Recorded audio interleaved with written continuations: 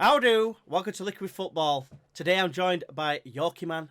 I'm Tenacious G, and we're going to get into the last week's results. A few little dodgy decisions here and there, but otherwise we'll just crack on, shall we? So, obviously we've got to talk about the first game of the weekend, Yorkie, and that was Villa 0, Leeds United, the Mighty Whites 3. What's your take on the game? Best game of the weekend. Definitely. That for sure. I know it's a biased view. No, no one can argue that. The games have been.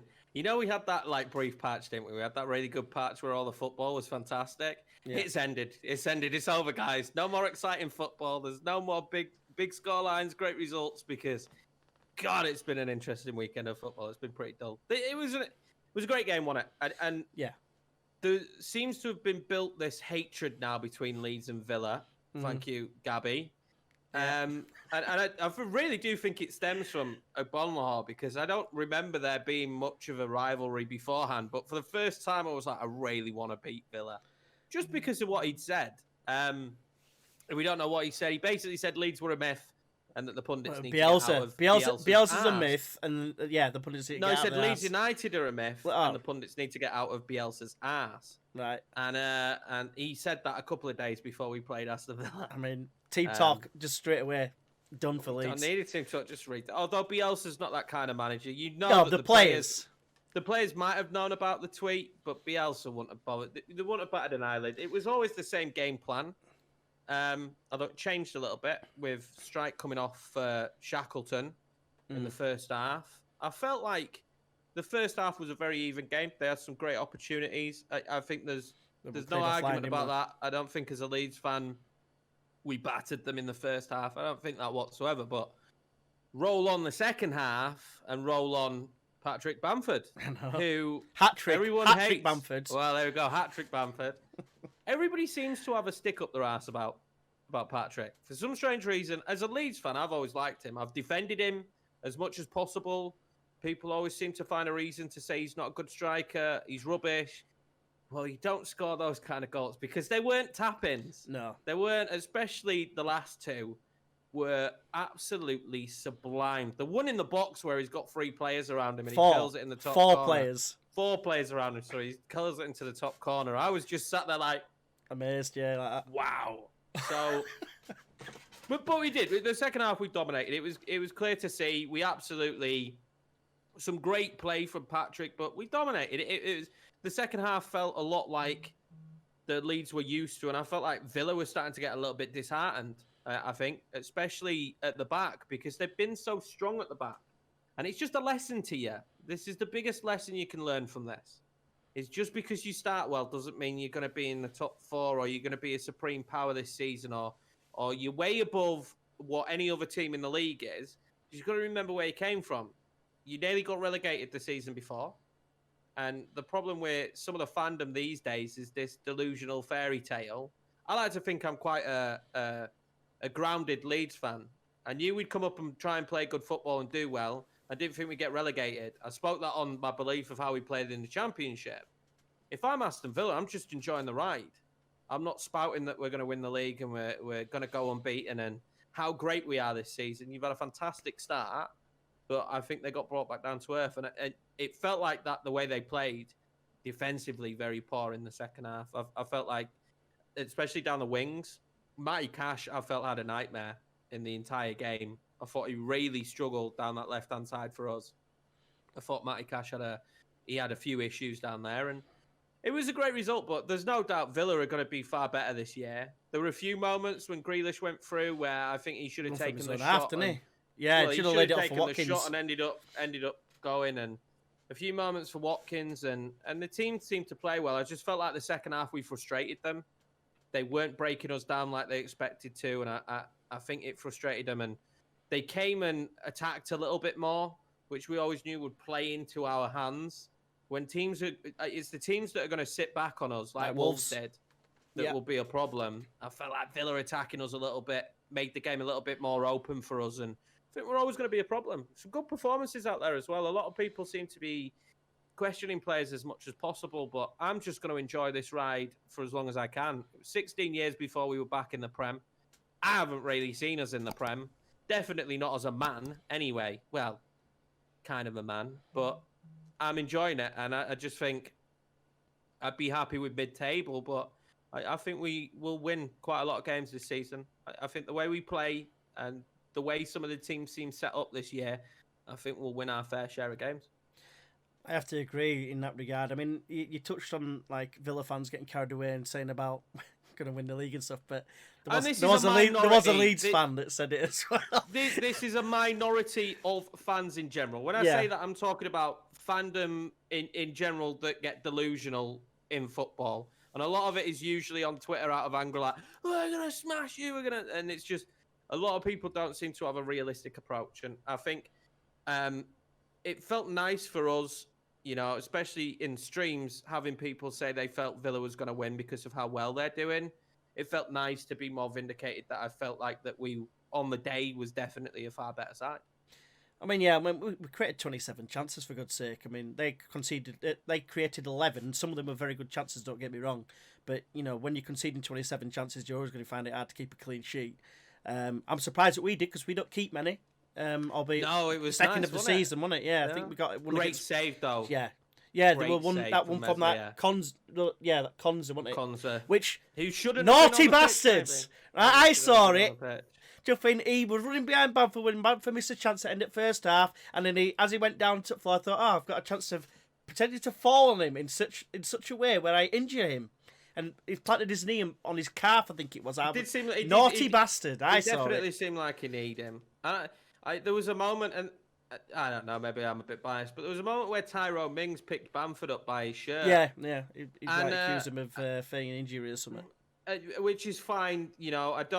When you actually look at the foul back, it was a bit like what you're doing on floor, Bamford. Personally, I was like, why is he on floor? I think he slightly touched back of his heel, but there was no need for him to react like he did. No need for him to react like that, but I just don't think you can do that.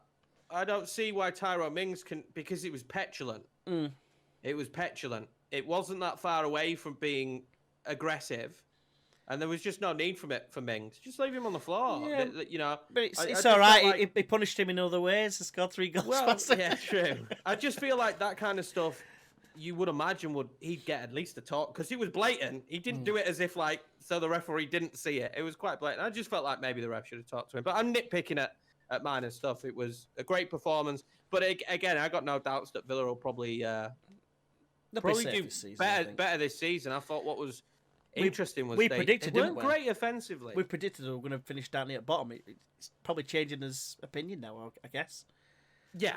I mean, less games like that, but I think against other teams they'd have finished a couple of chances. They certainly wouldn't have dealt with anywhere near as much pressure.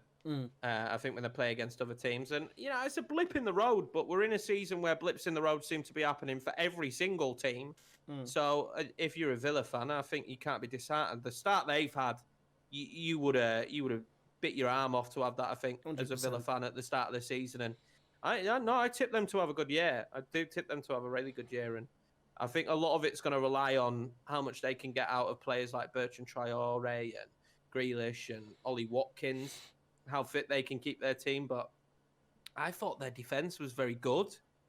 They didn't look good defensively against us, but I thought their defence was much improved this year. So as long as Mings and Konza get their act together, I think they'll be absolutely fine. Yeah, keeper's obviously an improvement as well. But yeah, you're right. Grealish is obviously a key man for him. I know he obviously buys his free kicks and whatever, but it's part of the game, and I guess part of his game. And they are quite threatening. It's a bit of a reputation, though. Yeah, it is a bit of a reputation. So every time he goes down, every time he goes down, people think he's dived. But a lot of the time, you see it, he does get kicked. Players like to kick him because he's very tricky on the ball. A lot like Zaha. And he wears an Alice band. Very tricky, yeah.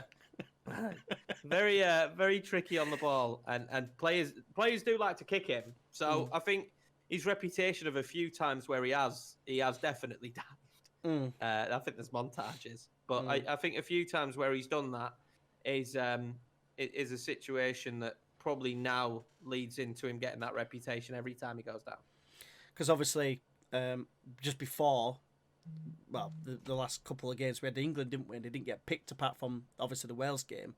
And like for instance, the Denmark game, I don't know if you remember this. Obviously, we'd lost it. We did shit. But I thought the game was crying out for someone like him. You know, I don't know why he didn't start. well, me neither. But the fact of the matter is, he was the ideal person to bring on. It's not about pumping the ball along and relying on set pieces. Who do you bring on to get set pieces? You bring on Grealish, the most foul player in the world, or whatever. Do you know what I mean? You've just got this. You've got this stigma around it of. We do like to belittle players, and sometimes and we like to belittle Southgate a lot as well. To be fair, especially in media, but this time I kind of felt like it was just because. For me, Jack Grealish in his position, if you are going to play him down the left wing, is the most informed left winger. He was at the time, definitely. For England. He really is. He definitely is. I'd love to argue that with anyone. He definitely is. And I just don't see why he didn't get picked. I don't see why he didn't get the game time. I don't see why we played free at the back with 2 DMs. But, hey, we're not the managers, are we? But it didn't work. He's tried it a couple of times now. It hasn't worked. He's not getting the best out of Rice and Phillips. We'll probably touch on Rice later, but Phillips obviously out at the moment. He's not getting the best out of two players there, and he's not getting the best out of the team he's got and the squad he's got by trying to play this formation. And we're still conceding, so it's not making us more defensively sound. Despite playing 3 right backs. Yeah, because we're still conceding. I don't quite understand it. It's difficult. I always like to look and try and play a little bit of devil's advocate when I'm thinking the opinions that I have.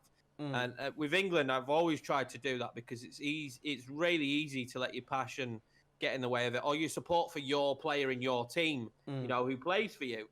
But there's no way you can defend just the way he set up and the subs he made. Again, I feel like someone like Grealish would have really impacted that game. I think he should have started personally, but I think when you're making substitutions, he certainly should have been one that came on. Right, so that's enough gushing over Leeds United and obviously the players. Obviously, we talked about England as well. But moving on, we've got West Ham and against Man City. Now, West Ham apparently had not even got a point against West Ham since moving to the London Stadium, I believe. And have conceded. West Ham have not got a point against West Ham. Let me do that again then. So apparently West Ham, they've not won a single point against Man City at the London Stadium since they moved there. So they got a 1-1 draw, which was pretty impressive considering the amount of goals they normally concede against Man City. And they did go ahead fairly early. It was a very good finish from Antonio. What were your thoughts on the game, mate? I was really impressed. I've been really impressed with West Ham. Since early season form, yeah. Since this entire run-in that everyone looked at West Ham and cringed of, this is a real rough start for West Ham. They look really good. They look really good under David Moyes. He seems to know what he wants from the team, and they're achieving it with the players they've got now on the pitch.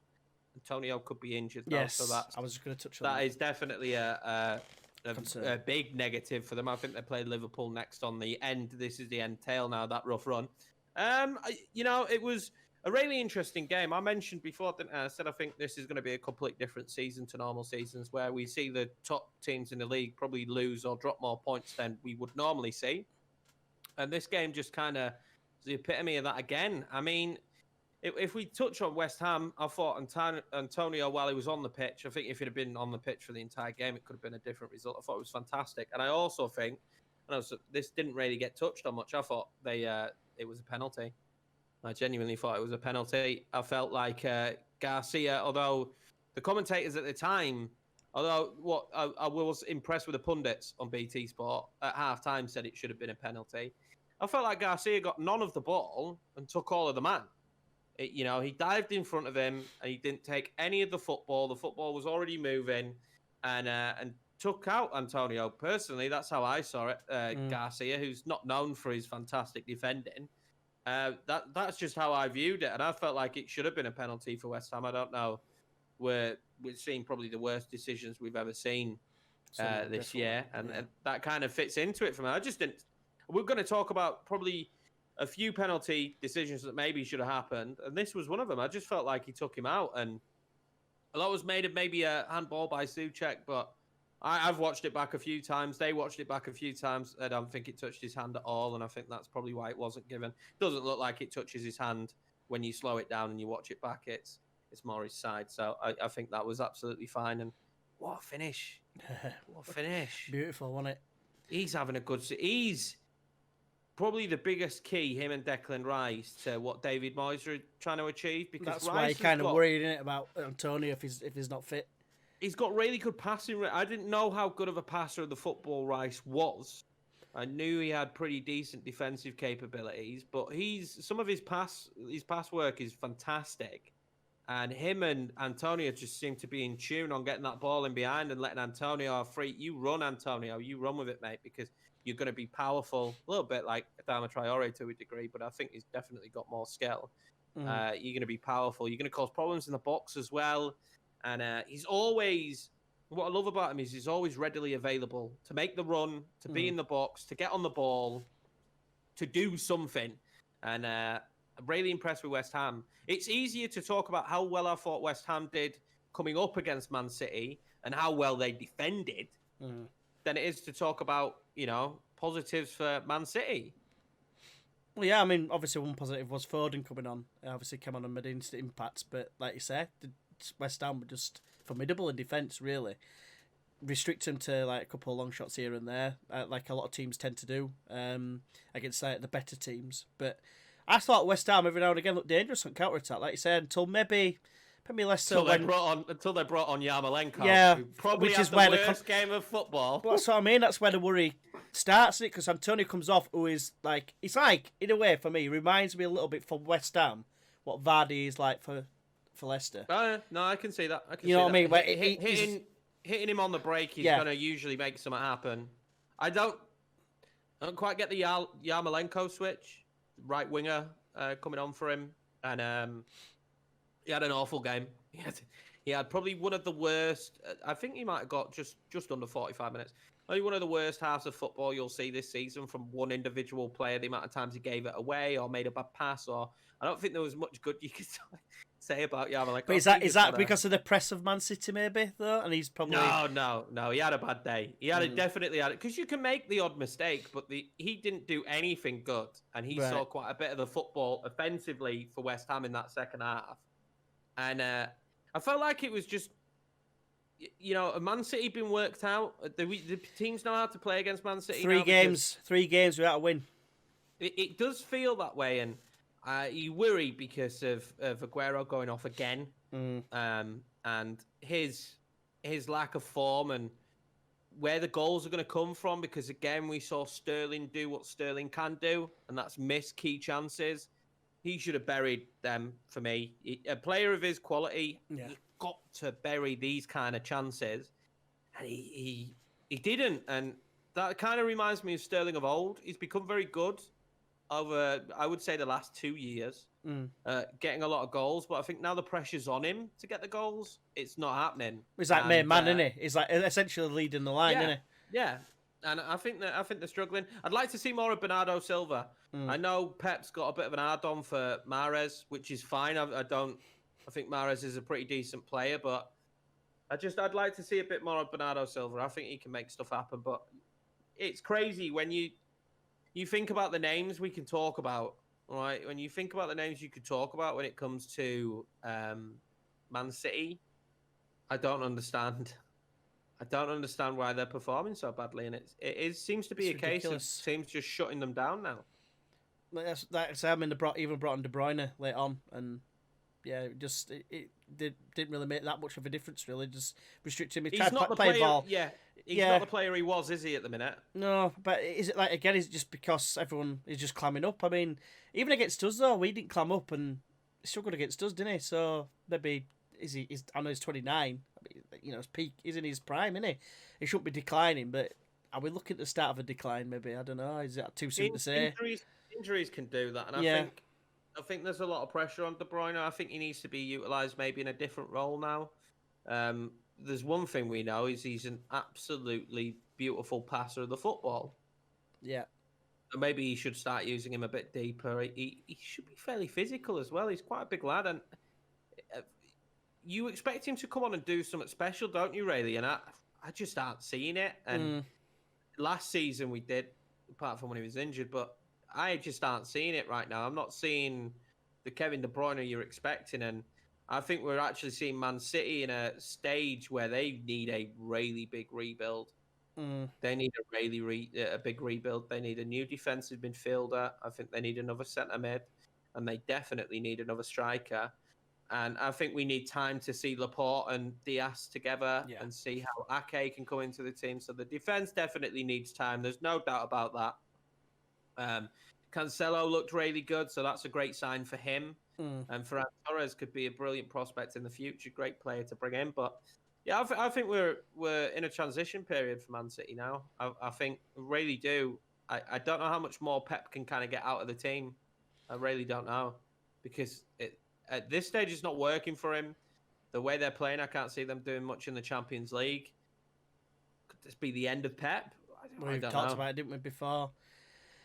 Well, another team that's a team that's doing quite well actually recently is Crystal Palace. Surprising, I think the sixth as it stands right now.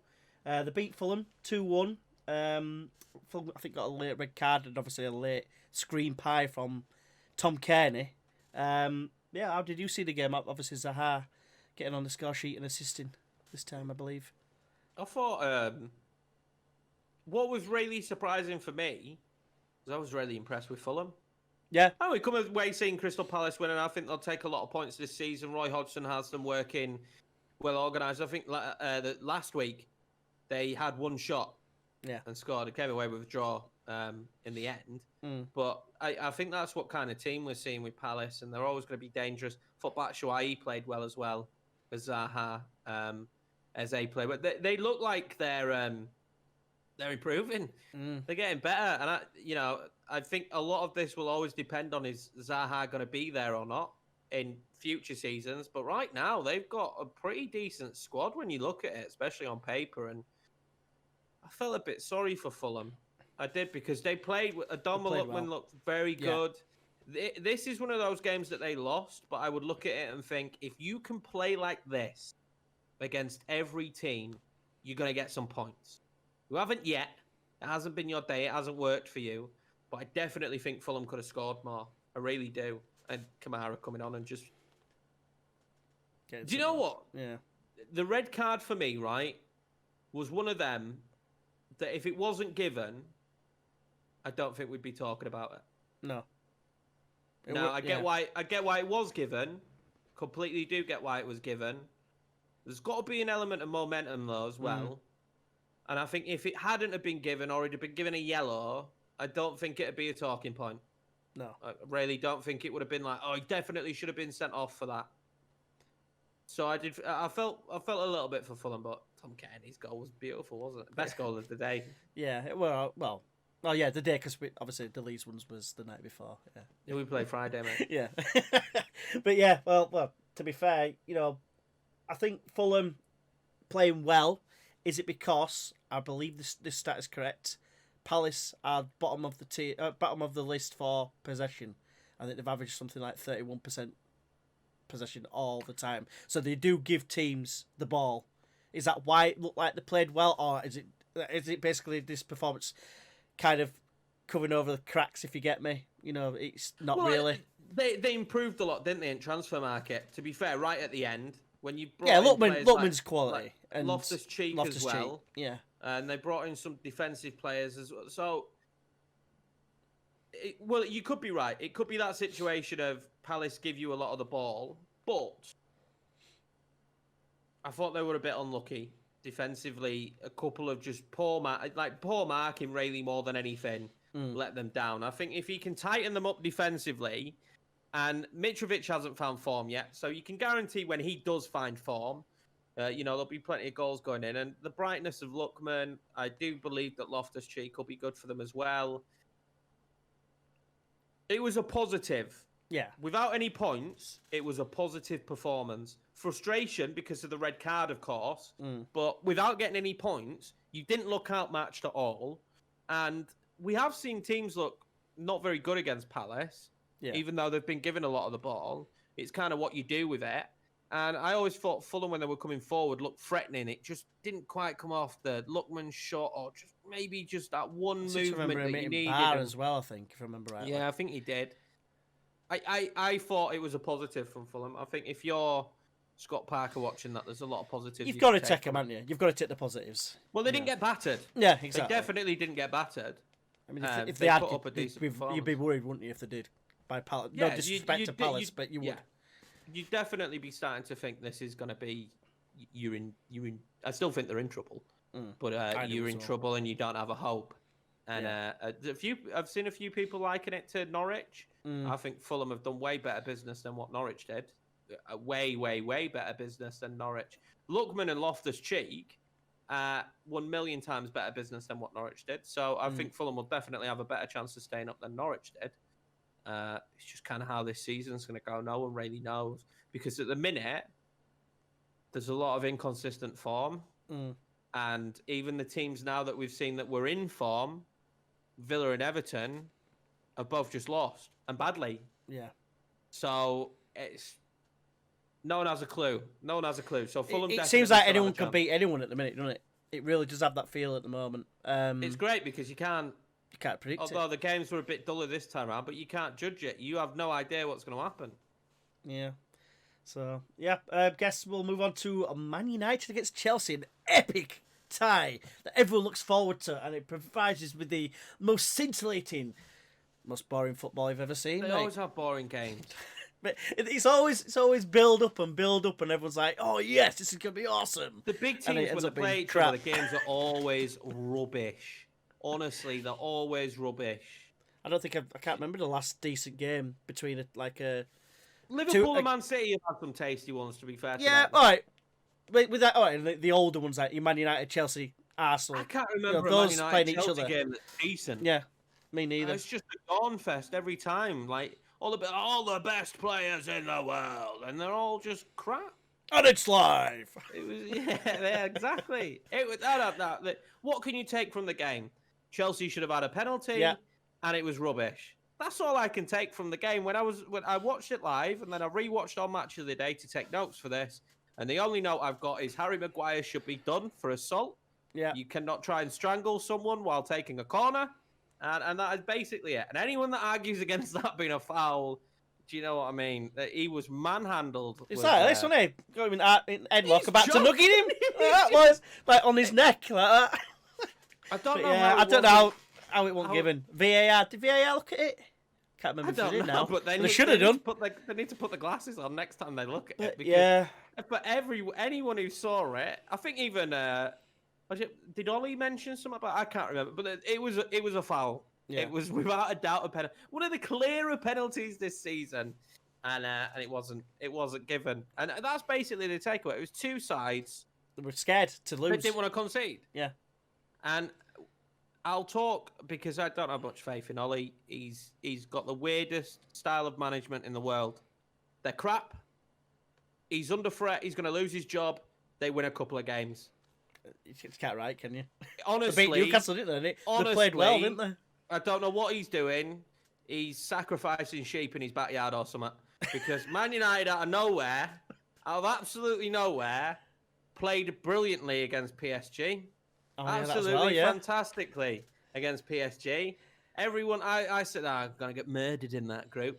Play brilliantly. How does he do that? Because they've been absolutely shocking. Absolutely shocking.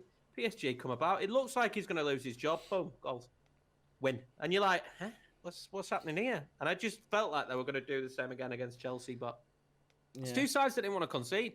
And from my point of view, Frank needs to sort his shit out. Frank, you've signed some of the best attacking talent, or at least highly rated, wanted attacking talent in Germany, and a great player from the Dutch league as well, and you ain't fucking attacking. Your defence is crap, so you're definitely going to have to outscore people this season, and I don't know what they were trying to do. I think Timo Werner looks shocking, and I don't think it's down to Timo Werner. People are like, oh, dude, I can't believe we paid that for Timo. He's rubbish. He's not. He's a brilliant player. I watched him a lot at Leipzig last season, playing off Yusuf Poulsen. He's brilliant. He's just, Frank does not have a bloody clue how to use him. Do not buy him all this German engineering up top when he doesn't have a clue how to handle it. He don't know what he's doing with them. I wanted to see, I know Leeds fans hate Frank, but I liked him as a footballer when I was younger. I watched him a lot for England. I liked him in the period where Chelsea had a load of money because they were fun to watch with Jose Mourinho, who I've always been a fan of. So I quite like Frank.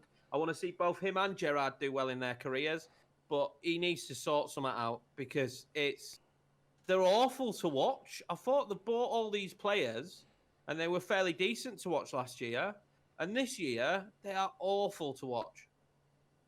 Yeah, definitely. It's like, I don't know if it's because it were Man United or what, but they didn't go out and attack them like you'd expect them. Like you said, they have attacked a lot of teams, but I suppose obviously they drew 3-3 against Southampton, didn't they? So maybe he just didn't want to repeat of that because obviously they were 2-0, 3-1 up. It was game management they wanted. I think Southampton was really terrible game management because they went up. Yeah. But then you liken it to we talked about after the Liverpool game, and Chelsea is a free hit going to attack them. Yeah. And we look at Man United, and they as well as Chelsea have one of the worst defenses. So it's basically which attack can do more, and neither attack did. To be anything. fair, Mendy made a couple of decent saves. He nearly passed it to his own net as well. He also passed it into his own net nearly. So, were they decent saves or were they? I mean, the Rashford one. I thought the Mata one was decent, and the Rashford one was for me a simple case of Rashford. How have you not finished that? If that's Sterling, you're saying the set. How have you not put that in the back of the net? Do you mean the curler, or do you mean the one that he saved with his leg? The one he saved with his leg. I'm about the one towards back in the game when he dived full stretch to parry it wide. That one. I thought that was more dramatic than it was brilliant. Fair. I didn't think it was. I think if Man United had have scored it, you wouldn't have blamed the keeper. You'd have called it brilliance because of what he took on. Whereas I think 1-on-1 with a goalkeeper, you can say, "Oh, that's great. That great save for Mendy, stop the goal." But I just felt like Rashford should have scored. Poor finish. Yeah, really poor finish. Fair I think Rashford should have scored. I think Man United had some fairly decent chances as well that they should have scored, but it's kind of the same old story from last season, isn't it? They could have scored 5 against Sevilla in the semi-final and couldn't. So it's a worrying sign for both teams who I think are going to have very mixed seasons. I think the biggest worrying sign is when you look at what Man United spent and what Ollie's got to work with, you can forgive him a little bit more. When you look at what Chelsea have spent, there is no excuse, and Lampard really needs to get the best out of these players very, very quickly, or he's in trouble. Yeah, definitely. Final note on that is, I believe this is correct. It's the first time since 1972, I believe it was, that Man United have not won a home game in the first three home games. So you probably remember that as a memory for when you was a kid. I was a kid, yeah. Yeah, that must have been a big story from when you were a young un. Silly bastard. So I guess we can move on after that to Liverpool against Sheffield United. Now, it finished 2-1. Sheffield United, I believe, was winning. Bit of a contentious penalty. We'll get into that shortly. But I thought Sheffield United played quite well in this game. What are your take on it? Well, you said it so many times. I think they've played well all season. Yeah. It's just not gone their way. I don't look at Sheffield United and think they've performed badly. I know people are, Sheffield United are definitely out because people just look at results, don't they? And I completely get that. And they may well go down, but I think they've performed well. I think they've played well. And I just can't help but think at some stage, something's going to click and they're going to go on a run. I just can't help but think that. This one's not a good game to judge them on, really. But they still played well. They still played really well. They moved the ball well. I thought they pressed quite well as well, to be fair. I did as well, and I thought they did cause Liverpool a few problems. We know Liverpool have got defensive issues at the moment, and to be fair, from their standpoint, Liverpool, it's a job well done, really, isn't it?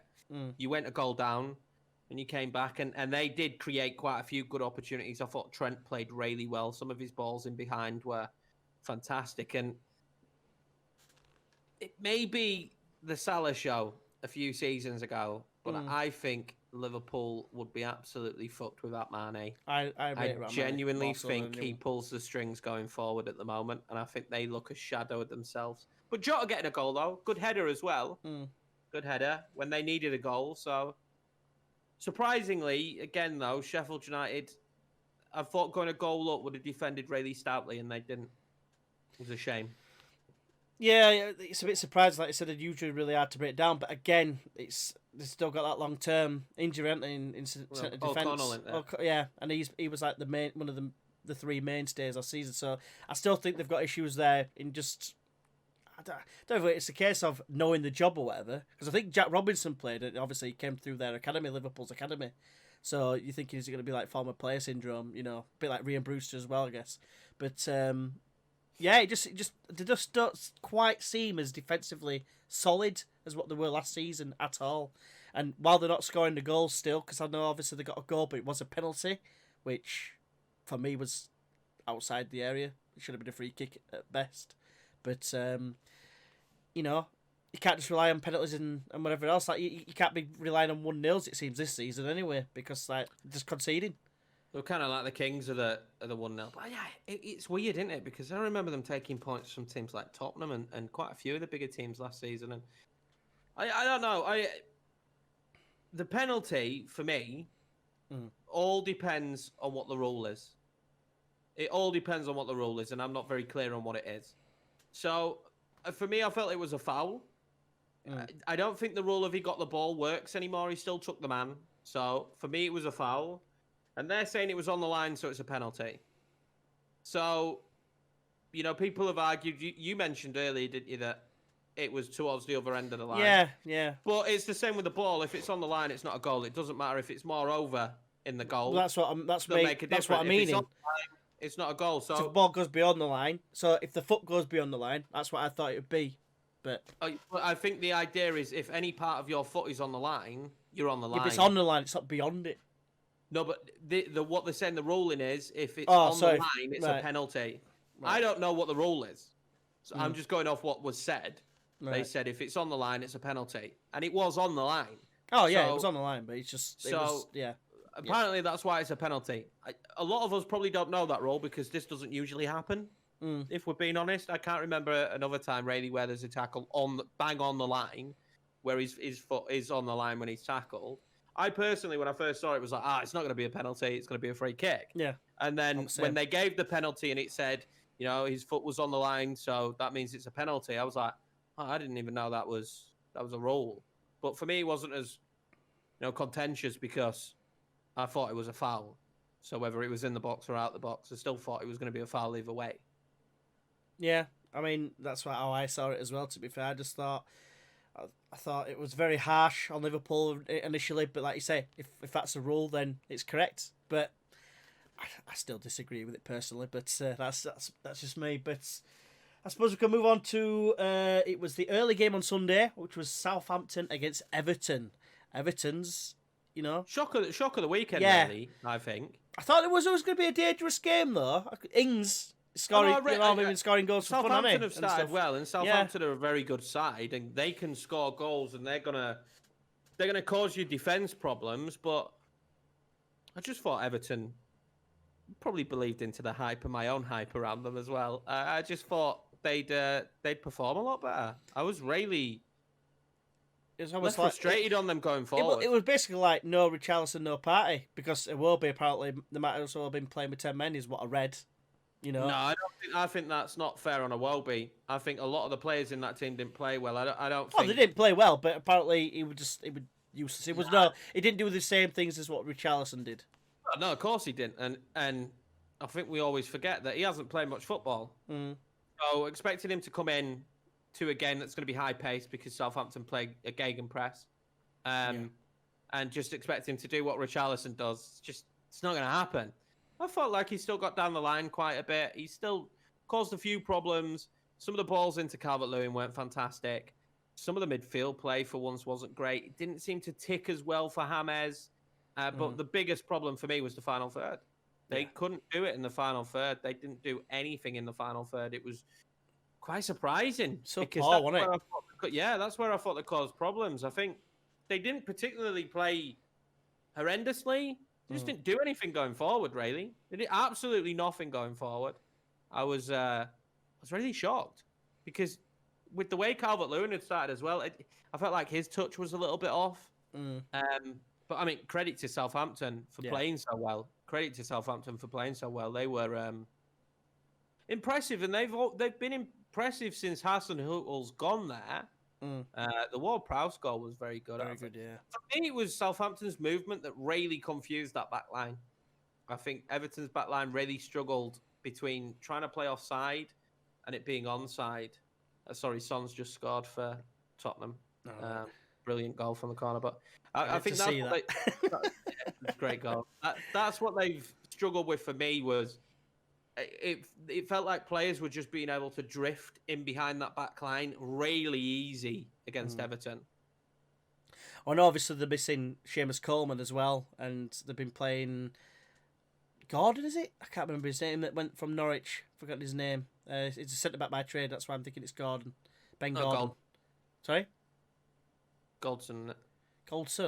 Connor Goldson, he's over at Chuffing Rangers. It's not Gordon. Gordon's the winger. Yeah, you're right. Godfrey. Ben Godfrey. We got there in the end. Edit this in again. Yeah, all right. They've been playing Ben Godfrey. See, the problem we've got is obviously Everton as well is no Seamus Coleman, and I think they play Ben Godfrey at right back, who's, as far as I'm aware, is a centre back by trade. That's where he played for Norwich last season before, I believe, in a promotion campaign.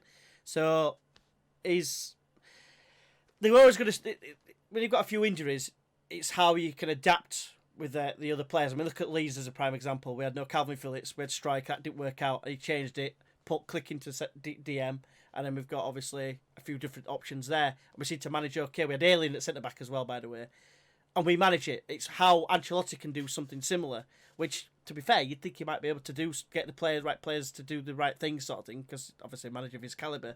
But for some reason, like you say, it just didn't click at all. Especially going forward. I thought Godfrey played well. He did all right, but it's Seamus gives you something different, doesn't he? He's always. I mean, you know what Seamus is all about. He does, but I felt like he was powerful and the effort was 1,000,000%. I was quite disappointed where the marking and tracking of Keane and Mina, because they are experienced two centre backs, aren't they? And they just did not deal with Southampton going forward. You're right. You would expect Ancelotti, but everyone can have a bad day at the office. Yeah, of course. It's probably what they do in the next game after this now. Yeah. That you start to look at and maybe judge them on a little bit more. I was, again, I'm so impressed with Southampton sometimes. They did brilliantly against Chelsea as well. For me, again, they're a team that aren't great defensively, but they offer so much. They're dangerous, aren't they? They are so dangerous, whether it be Ward-Prowse, Ings, you've got the wingers as well out there. And I just think, they're always going to cause you a few issues. They're always going to cause you a few problems. And I'm a big fan of Redmond. So I think he's very tricky. I just think they've got a lot to deal with. You've got a lot to deal with defensively when you're playing against Southampton. And I did think it was going to be quite an open game of football, which it wasn't really in terms of Everton doing stuff. I felt like they reminded me of us against Wolves. Yeah. They just could not break Southampton down. Without Southampton particularly playing too defensive, they couldn't break them down. And every time Southampton came forward on the break, you thought, is this going to be another? And again, they've just lost a key player to a silly red card.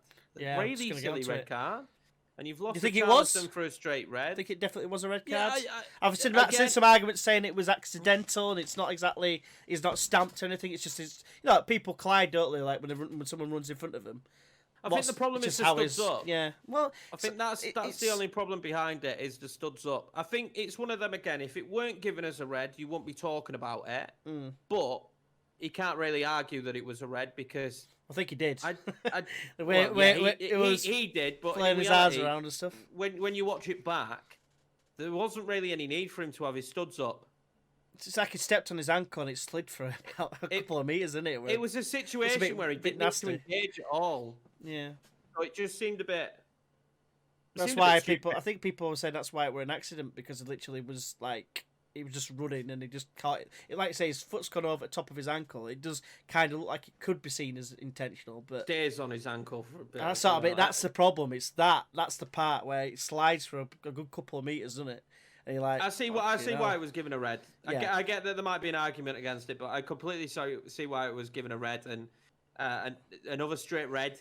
So that's 3 games for Digne. They've got 2 games left for Richarlison. and it is you don't want to be losing players like that back to back. And I imagine Ancelotti's furious with now being in that situation because they are key players for them. Well, And they got a full backup, innit? Because there's no Seamus Coleman as well. Well, Coleman's on the right, isn't he? So well, yeah, but that's what I mean. Ben Godfrey might have been the one that go on the left because I think he's covered there before for Norwich. Well, I don't know who else they have on the left. It used to be Leighton Baines, isn't it? I think he retired, didn't he? Yeah, quite a while ago. I do imagine they have got someone to play on the left. It's just you're so used to Digne being the first name on the team sheet. So it'll be interesting to see how he lines up next time out. Fabian Delph. He did it for Man City, didn't he? Yeah, but I don't think he's played Delph there. I think they've got another left back. I just don't know. I can't think who it is. Don't know. Because Digne is always who you expect to see there. But of course, yeah. I don't know. They'll hopefully they'll learn from it. I think their biggest letdown was the way they struggled to deal with Southampton getting in behind. I don't remember them creating anything really. I think I remember Sigurdsson having a all right shot. Free kick. I don't remember too much offensively where I'm like, oh, they got unlucky. Yeah, definitely. I guess we can move on to, I think it was the mid-afternoon game on Sunday, Wolves-Newcastle. And I had a feeling this was going to happen. They beat us 1-0 by playing like Wigan. And then I had a feeling they won't beat Newcastle. And obviously they got the latest goal. I'm thinking, fair enough, I'm wrong. But then Newcastle, obviously, I think it was They always do Jacob Murphy. Yeah, it was. I think it was free kick, and I thought both keepers had biscuit wrists. They could have done better. They draw a lot, but this is the thing, and I thought that's why it's frustrating because I don't feel like we deserve to lose against Wolves. I think a draw probably would have been that fair, but this is how it happens, isn't it? We go and play. I view it a bit differently, though. I think we deserve to lose at Wolves because of our inability to break Wolves down. Yeah, but they created a chance, didn't they? But it doesn't make. It took a massive deflection. You leave that scenario on the table, just like Wolves left the scenario on the table by scoring one and not going after the game. You leave that on the table for there to be another goal at some stage, and I just felt our inability to break a team down leaves us frustrated, and there were a lot more gaps in that second half when we played against Wolves, and that were being exploited from them. And I know we dominated the game, but in the grand scheme of things, you have to score. You have to break teams down. And when you play the way we do, you have to score. You aren't going to see many nil-nils because of how open you play. And I think that was more on our inability not to break them down and clever tactics, really, from Nuno. And it's always going to be that way with Nuno, isn't it? They played really well, I think, against Newcastle. It was a little bit dull, but Newcastle had to make a lot of changes, and with Murphy being on the pitch, is one of them you could clearly see. But I think they battled really well. There were a few moments. I think there was a moment for Callum Wilson as well where he went close, and Almiron where he probably should have done better with it. But Almiron's just got that stigma of doing everything right and then not scoring, which is basically his career. He could do everything since coming right into the Premier League anyway. He just can't put it in the back of the net. He scored for fun in America, didn't he? By all accounts, he was awesome over there. But it's America. It's MLS. But the goal was probably shouldn't have been a goal. The keeper of his level, he got there, and the form has been in as well. Well, I think it was the. No, we're on about. You're about Patricio. Yeah. I think the wall didn't block off the far post, which was really strange. So it did leave it open, but it was made for excitement. Great point for Newcastle. They have this habit, don't they? Great point. They keep battling. Yeah. You can't, they battled until the last minute with a team that is definitely not the team he'd usually play. He's definitely missing a lot of players. He's had a lot of injury problems. That midfield were all over the place, really. When you look at it, St. Maximin played up top with Wilson, so it's definitely not the team how he would normally play. Jamal Lewis, I think, played left mid. So, I think good sign from Newcastle to battle out and get a point in that kind of game against Wolves, who you would expect. I expect them to be defensively solid, and they weren't. The thing about Newcastle is they've conceded the most shots. Like they've had a hell of a lot of shots against him. Obviously, Darlow's been in inspired form most of the season, which is why, because he reaches it, he gets his hand to it, and you think when he's in form, you think he's probably going to be able to get enough on that. That's why I mentioned that save. It was a big stretch. Oh, of course it was a lovely hit, it was a lovely hit from Jimenez. Mm. And for me, I would rather say it was such a well-struck strike than to say, Dalot should have done better. I think it was a fantastic goal, and I said he could have done better, but it was obviously a top strike. It was definitely hard, I would imagine, to get to. Yeah. Because he weren't in the greatest of positions when the ball struck. Mm. I think it's more a great strike from Jimenez than it is a goalkeeper mistake. But definitely Newcastle's goal should have either been covered better by the wall or, Rico's got to save that. I'm just trying to think who Newcastle played last week because I think they've got a decent result. Yeah. Oh no, they got smashed by Man United. Yeah, ignore that. Yeah. So what about that? Like, you think that obviously that's the reason why that result before against Man United, because obviously Man United had been shite. They got spanked by Spurs 6-1 before that, and then you're thinking like they beat Newcastle. You're thinking Newcastle are not in form, and they get a result like that. That's why it just brought it to my attention about like the ability to grind out results when you don't expect them to. Because you just they're good at digging in. Yeah, they're good at digging in, and that comes from Steve Bruce, really. Yeah.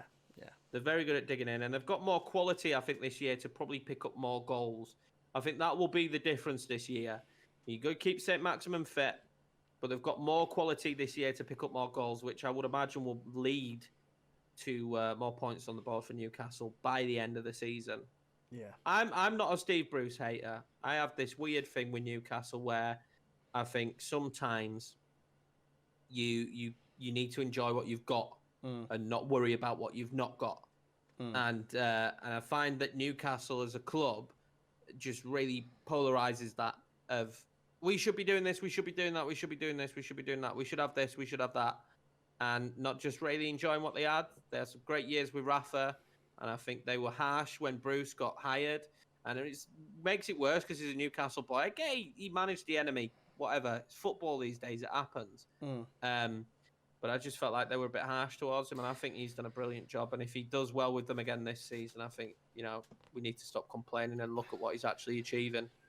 Can I throw this at you then? Say, theoretically, we lose Bielsa. Say he just decides he retires or whatever. He decides he doesn't want to do anymore. And we get Paul Heckingbottom again. Are you going to say be happy with what you've got? Are you going as a Leeds fan, are you going to be absolutely devastated and in similar sort of shoes of the Newcastle fans? How's that similar shoes? Well, because it's going backwards from Rafa to Steve Bruce. Is it? Well, that's what they'd say. It's Rafa Benitez. Is it in league position? Yeah, but Rafa Benitez in his CV next to Steve Bruce. There's no comparison, is there? And Bielsa. There's a lot of people out there that have got far better CVs than Steven Gerrard, but he's probably going to win the Scottish Premiership this year. Yeah, but it's Scottish Premiership, which has been dominated by Celtic. I know, but they're. Well, I just think the argument of a CV is just null and void. Pep's got a better CV than Bielsa, but I prefer Bielsa as a coach to Pep. Pep's won way more than Bielsa. So you wouldn't take Mourinho's Pep won way if he more. goes. If that's the decision they made, of course I'd take it. Yeah. Of course I'd take it. I'd take Poch, but Bielsa's CV is way better than Poch. Well, yeah, but at the end of the day, Poch hasn't won out. Yeah, it depends on the age. But if you're thinking about Steve Bruce in their shoes, is an aging sort of manager. Likening Steve Bruce to us getting Heckingbottom. Well, that was just the first name that came to me. Different. It's the first name that came to me because we know how bad he was. Yeah, but I have to judge it off the name he said. Well, we get Steve Bruce then. Steve Bruce didn't do really badly at Newcastle, and then come back. Steve Bruce has got a pretty decent padded CV. Like, he's not the world's worst manager, is he? He's done all right. He's never achieved anything in Premier League, really. I think the best thing he's got is probably the FA Cup final with Hull. But neither of Newcastle. And maybe Birmingham City League Cup, I think, if that was him. Yeah, I think that was him. But your argument could be is neither is Newcastle in the past 10 years. Well, so my argument is not at Steve Bruce. The argument is that your club keeps performing and staying in the Premiership to a fairly decent level every season. Not an argument of no one by any divine right should just do better. No, but it's just that. Do you know what I mean? The appeal factor of your club to get a top manager. So, like for instance, when Newcastle got Rafa Benitez, they're thinking, "Oh, this is a caliber of manager we can attract." And then it's like going down a few steps to get to Steve Bruce. That's what I'm trying to say. Like with Bielsa, we got the pinnacle of what we could ever imagine we're getting when we were in the Championship. But we didn't know no one thought that. No, we didn't have a clue. But now, no one knew that. Now we think if Bielsa goes, we're going to get someone as high a standard. If you're as high, we're going to get someone worse. Oh, we will do. But us as fans will think we can get someone at the same sort of caliber. If Bielsa, yeah, but this is the argument, right? In world football and amongst coaches, he's treated as one of the best coaches in the world. Yet his first job in England is Leeds, in the Championship.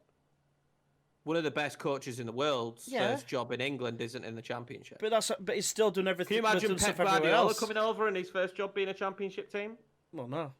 He's proven himself now in England, and his style of football, his philosophy, and just him as a human being. I absolutely adore the man. But when you're talking about someone who CV-wise is top class, it's not Bielsa.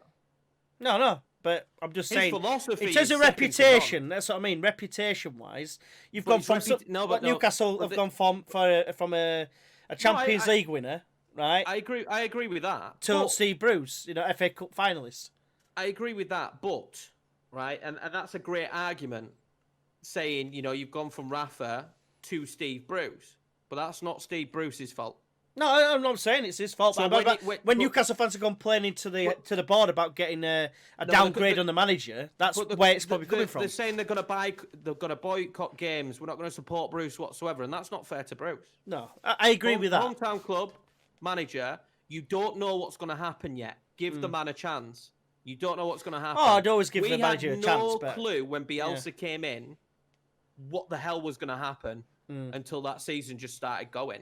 And Bielsa's name in world football clearly wasn't that good because to the average English fan, you didn't have a clue who he was.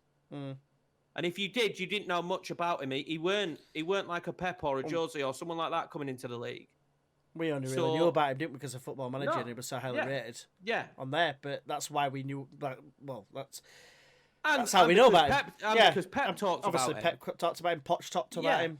So. Because these key managers talked about him, that's when you thought, oh, well, maybe this guy could be special. But he didn't come into the league as a big name, or else he wouldn't have come to Leeds. A bit blessed with that, really.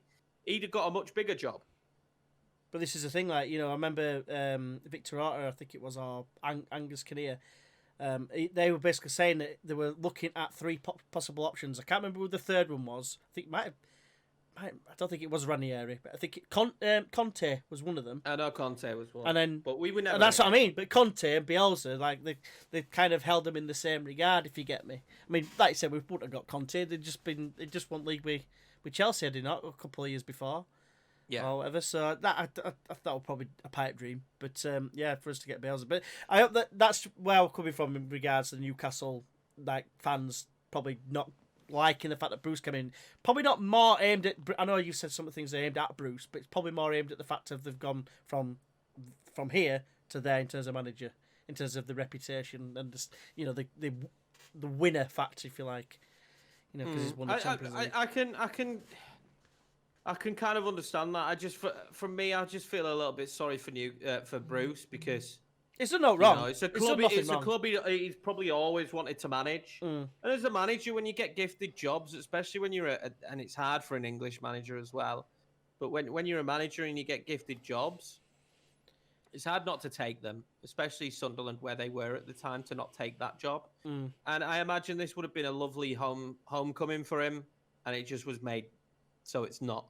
And I feel like even though Bruce did fairly, it really did very well with the squad he had, which we'd seen Rafa do as well. Different style of football, fair enough, but we'd seen Rafa do that as well. Bruce did the same again last year. As soon as the sight or sign of money was mentioned, we're getting rid of Bruce. And I just feel like that's a bit harsh. They won't get rid of him. They give him a few at least. I'd like to think a window. I think they'd have got rid of him. You do, and I think they'd have got rid of him on the stigma of Mark Hughes at Man City. People don't like to repeat the past. Mark Hughes spent an absolute crap ton of money and did absolutely nothing with Man City when they got taken over by rich billionaires. So I think there probably would have been a similar scenario that they didn't want to repeat, and they probably would have got rid of Bruce. Right, fair. You don't think they give him a chance just to see if he can get the points, no? No. I don't think he's the manager they want there. I don't think he plays the football they would have wanted. Imagine taking somewhere over in England and the stigma that Bruce has got around him by the Newcastle fans, then, they're not massively fond of him. And then not bringing in a top-tier coach and letting Bruce spend 200 million.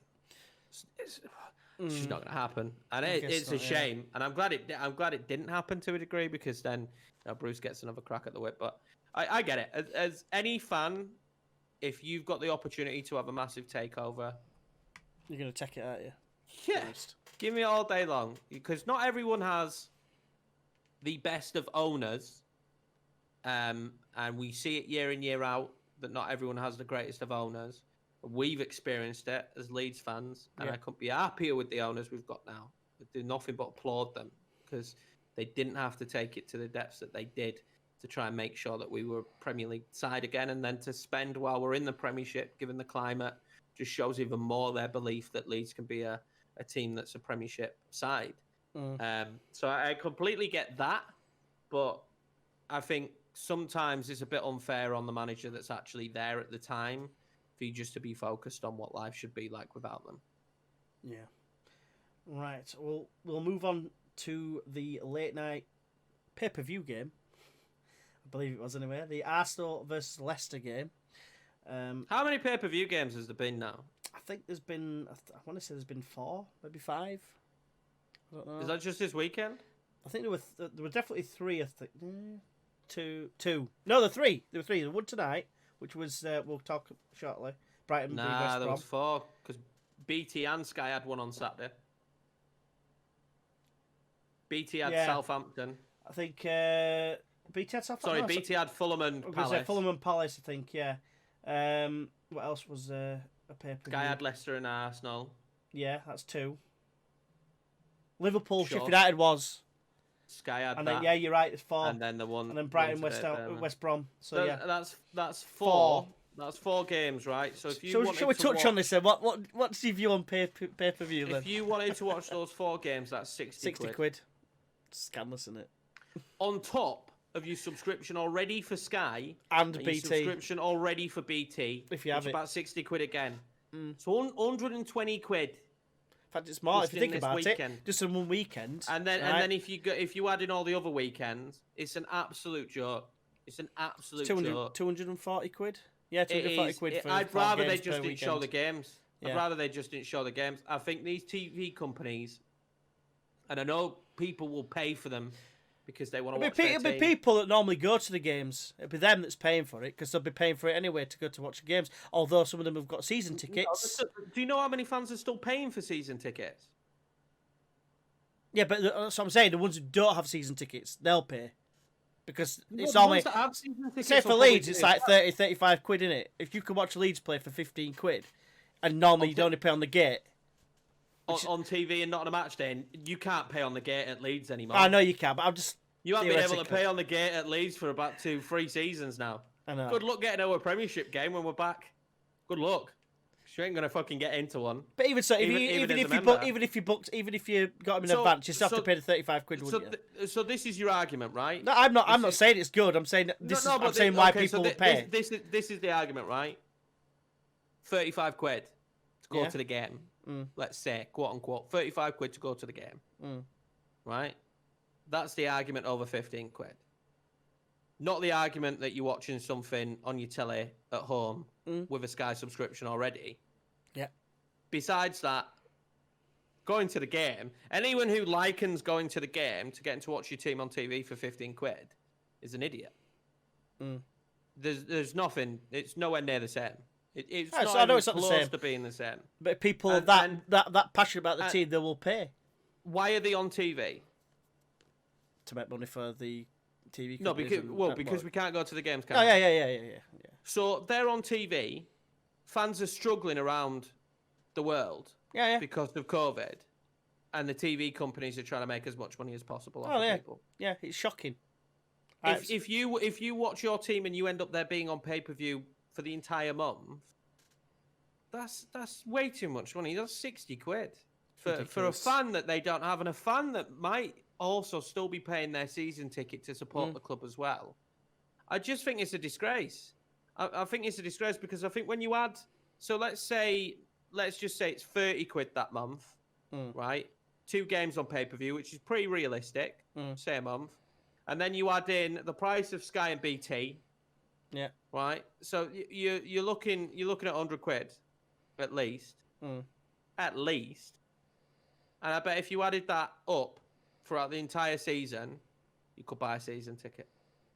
Yeah. Yeah, that's a good way to work it out, really. And it's a joke. So it is, yeah. It's ridiculous. It is an absolute joke that anyone is expected to pay 15 quid to watch a fucking 0-0. Well, yeah, it's happened. That first one, wasn't it? I think. Well, First game were a 0-0. West To be Brom fair, Burnley, yeah. 0-0. I mean, 15 could have picked a better game, could you? Really, to start it off. You'd feel robbed, wouldn't you? Oh yeah, 100%. I just think it is another way, because this is the thing that annoys me so much is we accept it as fans. We fucking accept it as fans that people can just keep pulling your pants down and taking the piss out of you as a football fan. In fucking America, you can watch for a subscription of like $15.99 or whatever it is. You can watch so much shit on it and all the live sports and stuff. Still here in England, you have to have 2 different fucking broadcasters just to make sure you can watch your team. And then, now on top of that, we're going to charge you a subscription. And not even a subscription fee, a one-off payment. Box office. It's Football's appalling. now gone box office, is it? It's absolutely appalling, mate. I mean, it's a disgrace. $15 in, well, I'm guessing Australia, but Tasmania in particular. I heard some caller on a radio show ring up and say it costs him $15 to get absolutely everything. It is. Absolutely everything. Look at Leeds. Look at Leeds, yeah. Right?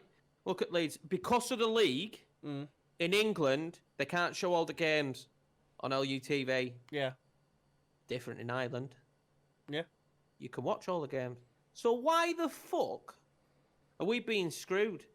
Eurosport in European countries, you get the games, all the games under your subscription. Dubai, I think it's Dubai or Abu Dhabi, Benin TV or whatever it is. Yeah. All the Premiership games under one subscription. Why in the country where the games are being played do the fans get absolutely screwed over? Why in the country where the games are readily available, there's cameras at all these fucking matches because of match of the day, can you not show them for free? Especially in this climate as well. To a country that is suffering with a ridiculous situation where people are losing jobs, they don't have great finances, and football coming back has lifted them because it's something for them to do and watch and to look forward to. Do you now put that behind a paywall? It's a disgrace. I hate the way football is going. I hate the way football is going, that the fans just keep on getting the piss taken out of them. And it drives me insane when you'd have a conversation in the pub with your mate and you talk about, as a Leeds fan, I did talk about Premiership tickets. I've been to see Leeds for 15 quid, for 20 quid. And you talk about these Premiership sides charging 77, 80 quid just for one game. And it's a disgrace. And this is even worse.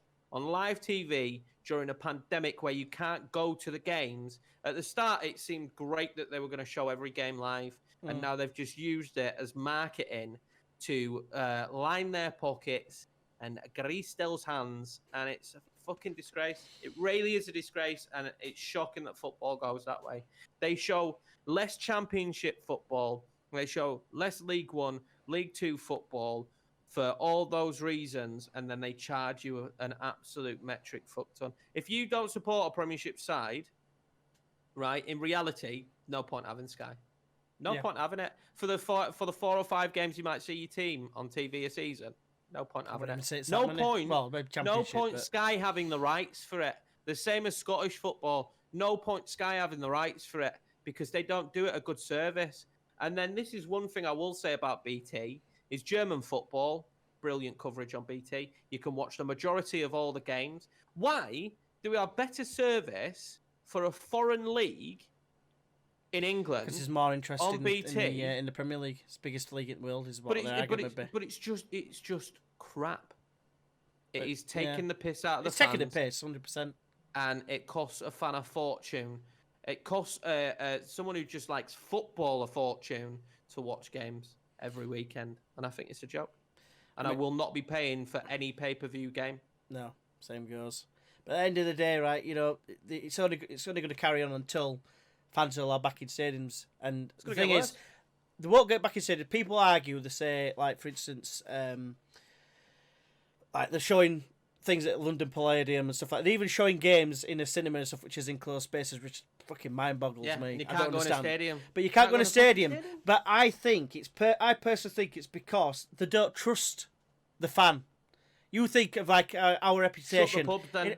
Yeah, exactly. You can go and watch the game in the pub, surrounded by alcohol, or you can go to a Premiership stadium where I don't even think you can drink booze in the stand. As far as I remember, you can't. You can drink it in the. I'm not sure on the Spurs one. I'm not 100% on that one. But yeah, generally speaking, I'm pretty sure in the majority of them you can't drink generally speaking. alcohol in the stand. That's what I mean. You can drink it in the you know, causeway. where you go buy your pie and everything. Yeah. But this is what I'm saying, and I just personally think that it's like they see the football fan, generally speaking, as a lower class of person, right? And therefore they're likely to get pissed and break the rules. That's the only reason I can see why they're not letting fans back into grounds, because they can't be trusted. Because they're doing it in other countries. You know, doing it in Germany. I think they even did it in Bulgaria. Even Bulgaria, because I remember Tyler Roberts saying something about the potential chance of being racially abused, because obviously that's still happening, isn't it? The word doing it in Italy as well, but I imagine that might stop. There's been a few more flares up, haven't there? As the world seems to be going back within itself, and we're seeing a lot of places now enter back into lockdown. Yeah.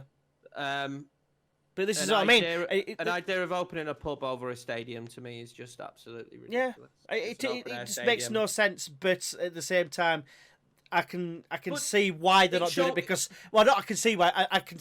This is what I think is what they're thinking to not allow fans back in. If that's what they're thinking, and it's dog shit. Idiots. It's absolutely dog shit.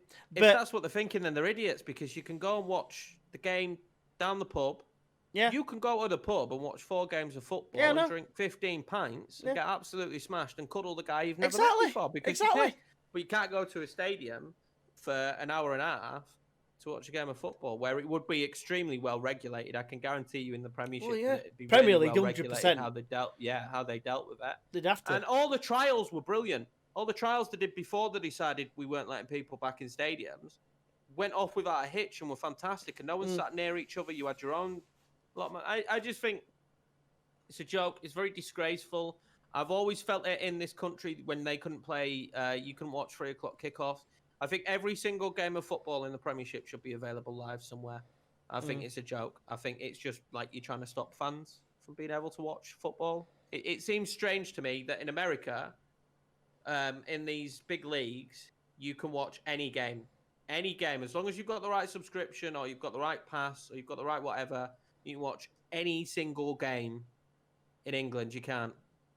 You've got to go to the match, and not everyone can go to a match. It's shocking. It doesn't work like that. Really, not everyone can. There are more than what I think. Is it 46,000 maybe? Is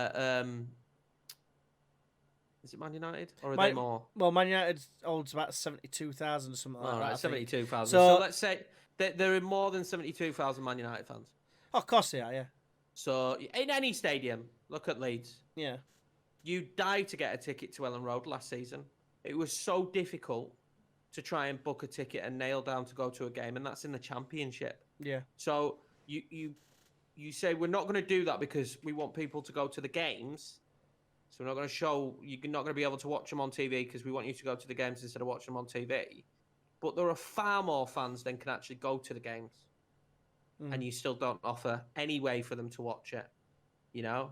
Clubs would be able to make a fortune right now if they could stream the games on their own services and charge fans a reasonable fee. If you imagine if they said to you, right, 20 quid, Leeds United TV, per month, get all the games on there. All of them. Every single game. And the under 23s and all that shit as well, but you get all the games. You pay 20 quid easily. Of course you would, yeah. You pay 20 quid easily for the next few months of Leeds games. I don't know any fan that wouldn't. And that would give money back to the club, not money back to Sky and BT. But they'll do it because of that reason. So back to the actual gaming question then, mate, which brought on that rant. Arsenal against Leicester. Arsenal getting beat by Leicester at home. God, I can't remember what it was, but it was for time. Fucking decades. I think it was in the 70s, I think, or something like that, it said. But yeah, 1-0, courtesy Jamie Vardy late goal. What do you think? They needed him back, didn't they? Yeah, they did, 100%. They needed him back. I think Leicester fans are going to be really optimistic this season as long as Jamie Vardy's in the team.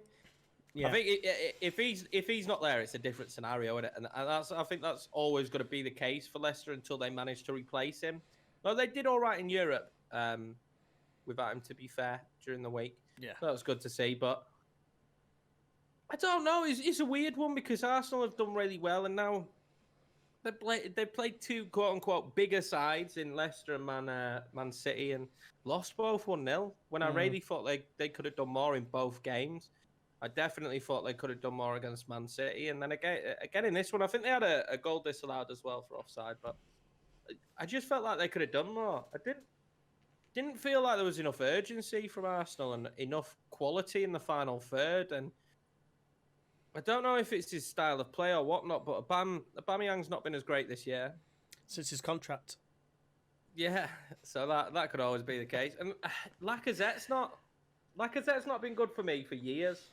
Well, they should have cashed in. They should have cashed in. I thought they would have done. They started to use Eddie Nketiah, didn't they? So I'm the same. I thought they would have cashed in and had those two as a striker. I don't think they can cash in because I don't know who would take him. He's not been a striker that scored several goals. He's going to cost you a lot wage-wise because he's going to be on a decent wage at Arsenal.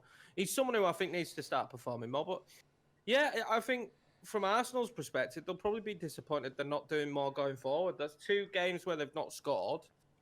And 2 games really where I felt like they had an opportunity to score. Well, Leicester were shocking in first half. Well, that's shocking. They didn't do much at all in the first half. Arsenal could have been a couple of goals. That's what I mean. So obviously they came out and played a little bit more in the second half, did Leicester, and fair play to him. Brought on Jamie Vardy and the Turkish lad Under. I can't remember his full name. Yeah. But he looked bright when he came on. He looked decent, and obviously the cross, the goal itself as well was awesome. Well, if you play Football Manager, he's highly rated. I'll be honest with you, mate. I play Football Manager and I've never seen him before in my life. Young wonder kid plays for Roma. Right. Is that where they got him from? I know they said that he's got loan. Like 22 cats for Greece. Turkey. They'll get shot for that. Yeah, he's on loan there, which I thought was a great deal because I rate him. A lot of that's due to FM, but I do rate him. You don't usually be rated so well season in, season out if you're not doing something. As you say there, he's played quite a bit for Turkey. And I think it's a result for Leicester, really. And you look at it and you think, well, if you're going to play like that and win, then that's not too bad, is it? We talked about Arsenal a few weeks ago saying that they've not played well all season, but they seem to be getting the results. And that's so important in a league season. You don't play well, you pick up the results. There's one area of the pitch where I didn't expect them to struggle, and it's going forward. And this year, well, I don't say this year, I say so far, they have looked like they struggled. And now they're not playing well and losing.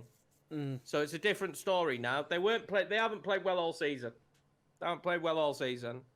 But they've been managing to get the points on the board. Now they're not, so it looks... I don't know. You don't know which way it's going to go, really? It's too soon to say, but the way they ended last season is not the way they've started this season. They put points on the board early, but they didn't do it pretty. I think they need to turn form around and start finding some goals, but all that takes is one game, banging a few goals. Aubameyang gets a couple, Lacazette gets one, Saka maybe scores, Pepe scores, whatever. You're right, you're talking about them in a different light again. It's Leicester and Man City they've played. Teams that you would definitely say potentially you could drop points against. They'll probably be frustrated in the way they played, but it's so early in the season, and a season where we're going to see some up and down results that I wouldn't be too worried if I were an Arsenal fan. I'd just be more worried that you're not banging in more goals and that Aubameyang's not banging in more goals. Obviously, since his contract, like I said, but let's to keep Vardy fit, there's definitely an argument for top 4. Well, hopefully, he don't play against us next week. Yes, we got him on Monday, haven't we? I hope he does play against us. What, to test us? So we can beat the best team. I think personally, if they play with Vardy, they're probably going to play more offensively Yeah, than that's if true. they play without him. And I think any side that's going to come and get at us will always make it a more likely to be an even game, even like Man City 1-1, draw whatever, than a team that sits back. And I look forward to playing against any side that's going to come and give us a game. It excites me. Even if we don't win, it just excites As me long to get as to it's see a good such great game, football. yeah. Just exciting. I haven't watched us yet and it not be exciting. And Leicester can certainly be exciting. They've had some big wins this season. They're beating Arsenal and they're beating Man City as well. Yeah, exactly, yeah. That's why they've got to be running. They've got to be reckoning, haven't they, for top 4? I thought Leicester would drop off just because I didn't know how fit you could keep Vardy all season and how long he can keep doing this for, because he lives off bloody Red Bull and he's partying all the time. How long can he keep this going? It looks like he's going to do it again this season. So far, I think he's joint top scorer. I think at the minute. I think, or is he just joint second? He's up there, and like you say, but I mean, it's just ridiculous. It's just like an enigma, where obviously, you talk about him where he's come from, non-league football, and that. I mean, it's unheard of. He's the dream, right? He's got up to 109 goals. He's got the same amount of goals as Giggs. I know Giggs played up wing largely and back in his career in midfield, but in all the time that Giggs played in the Premier League, he's got 109 goals. Vardy started in 25, 26 years old. He's 33. He's got the same amount of goals. I think it was 25, 26. Something like that. What's really great about Jamie is he's the dream. Playing league football so many seasons ago, he's won the Premiership and he's played for England. He's won the Premiership in a season where he was top goal scorer.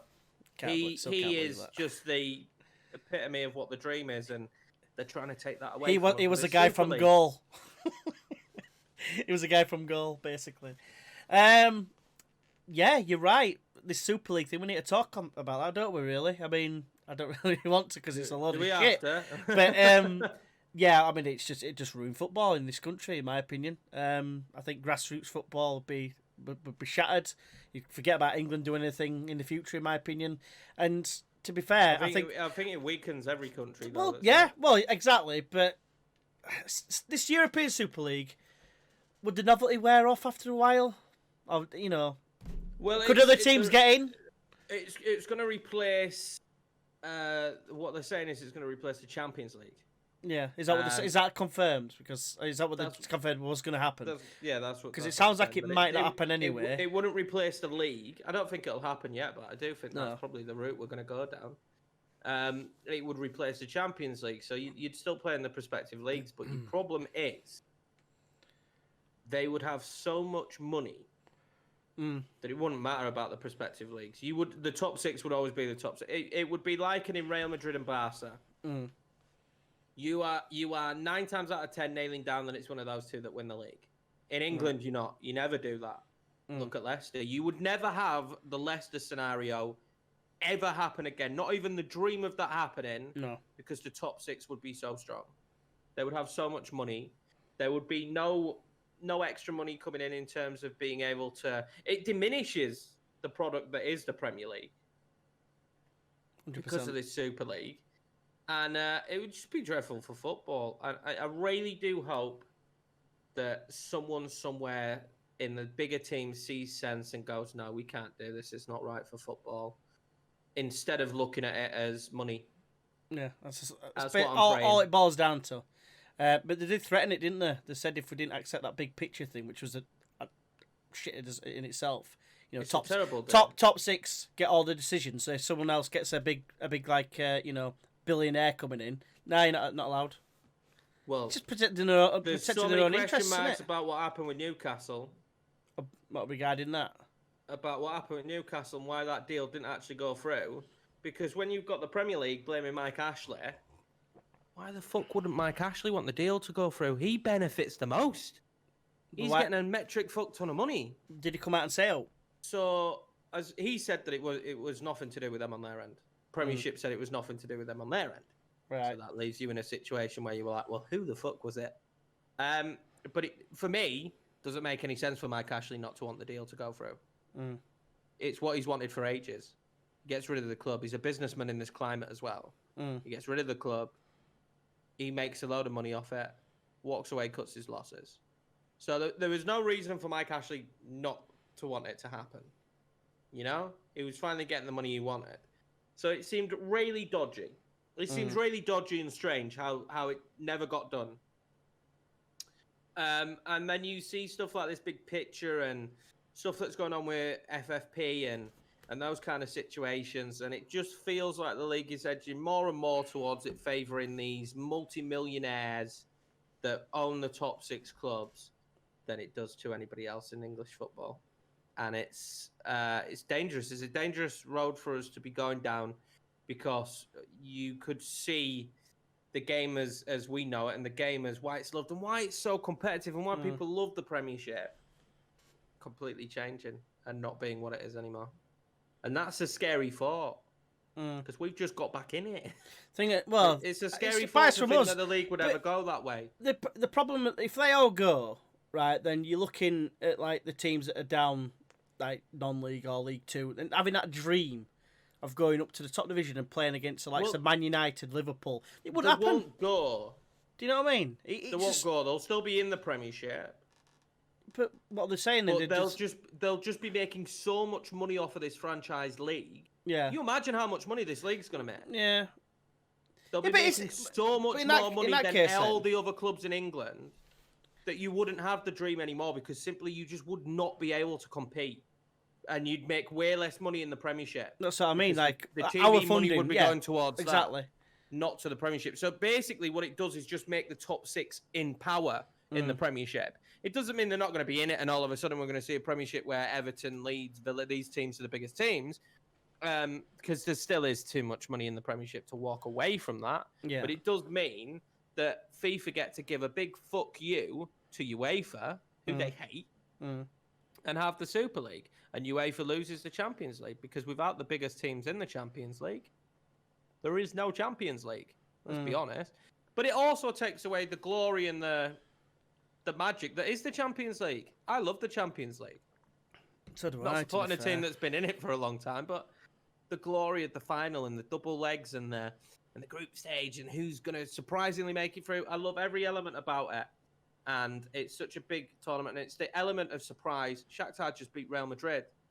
It's that element of surprise, and all that goes if this Super League happens, and it just scares me. It scares me how bad it is for football. The only thing it does is benefit these rich owners. That's it. That's all it does. It doesn't benefit the fan. Doesn't benefit anything else. Just benefits. Well, you imagine, you know. Well, I suppose if it's not going to be if the Premier League's still going to be a thing as well, I suppose the common fan can go to watch them. But obviously, if there's going to be more games in this European League, Super League, then how many fans are going to be? If we're allowed to go back in, that is, of course. Will be 18 teams. Yeah, but the journeys that people are going to have to make to get there to watch the teams, or is it just a case of if it's played in a neutral venue? People would do it. Real Madrid versus Man United at Old Trafford. Holiday in Spain, go and watch. People do it for the Champions League. They do it for the Super League. Yeah. And I think your biggest issue is the Champions League have to sort out with all the European leagues in 2024, I think.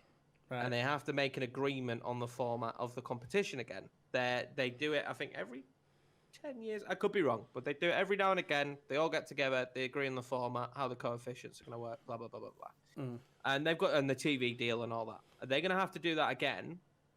And because of COVID, they're going to have to go and have this conversation in 2024 and say, you're going to get less money. Because they get less money now in the Champions League. It's been deducted over the next 4 years, what they've lost on this year's. Right. They're going to lose again on this current year as well. They're going to lose on that again this current year. So for the bigger teams, this big billionaire-backed Super League is going to give you way more money than the Champions League in the current climate and in the next 4 years, 5 years or so. So that doesn't bode well either, because UEFA are kind of over a barrel when it comes to these negotiations. So it's scary, but if you're a fan of just football in general, it's scary at where we could be at in 5 years' time, and it really could. It would be a huge change. And the problem is with the Super League is it's an 18-team league that benefits the 18 teams that are in it. There's no qualification for it, as far as we're aware. There's been no release that there'd be qualification. It'd be more like franchise teams, like they have in America. And the problem is that that's not how it works in Europe. It's not how we do it in Europe. There's a reason why the MLS ain't so popular. It's because of the format, in my opinion. It's not how football is. It's just not the way football works. It's a European game, and you have to take the European idea and do it in a European way in America, not do these drafts and all that and the franchises to get into the leagues. It just doesn't work. It takes away the magic from it, and that's probably why people say, "Oh, the MLS is growing." It's not. It's not. It's not really, is it? Who watches it? Who's not American? And a lot of all the players that have have gone over there, all the people that have gone over there, like you, Beckham's and everything else. Zlatan, I don't think I've ever watched a single game. So many people who are American that come into my stream or that I talk to through Twitch will support a different team. They don't support an American team, and they consider it a poor quality product. And I pin that a lot down to the franchise and the way they've gone with it and the style they've gone with it. If you look at football, it's not done that way anywhere else. There is talks of the MLS and the Mexican League merging at some point. That could probably be good for the game. But again, I think relegation, promotion, the drama, the cups, this is what makes the game what it is. Yeah. And you're going to get rid of all of that. And I think that's really, really bad for football. Yeah, I completely agree. I mean, like I say, MLS hasn't been, really, it hasn't made that many inroads, has it, in terms of popularity? So if you watch it, yeah, they ain't packing out stadiums. No, they never have, and I don't think they will. But you think as well, because they've been struggling with the international team as well, haven't they, recently, of America. If it hasn't worked in the MLS sort of thing, is it because they were focusing on reputation players to try and get people more involved? They would argue it is because you've got players like Weston McKennie, Pulisic, Reina, who's now at Borussia Dortmund. So why is the national team? Alphonso Davies played. Canadian. I know he's Canadian, but he played in the MLS. So you would argue that more products of American descent are actually coming. Yeah, they're coming across to us, but what I mean is for their national team, because obviously But they start there. Yeah. So there's a base now for them to start at, where they didn't really have that before. So there would be an argument for that. They're getting more youth prospects now. They may be coming to Europe, but they're starting to play soccer somewhere. They're starting to play it somewhere, and that's because it's more readily available in the nation. Right. So it definitely helps, because it's getting more Americans into actually playing football. And that's why we're seeing more American players and good ones. Reina is looking very good. Yeah, I've heard good things about him. And Pulisic was fantastic for Chelsea when he could play last season. Yeah. So they are, and Weston McKennie got a big move to Juve. So they are bringing through more Americans. And when would you ever imagine that Canada would have a superstar in their midst? Like Alphonso Davies. They've just started a new league, didn't they? Last year, was it? I think. Yeah. The Canadian Premier League, I think it's called.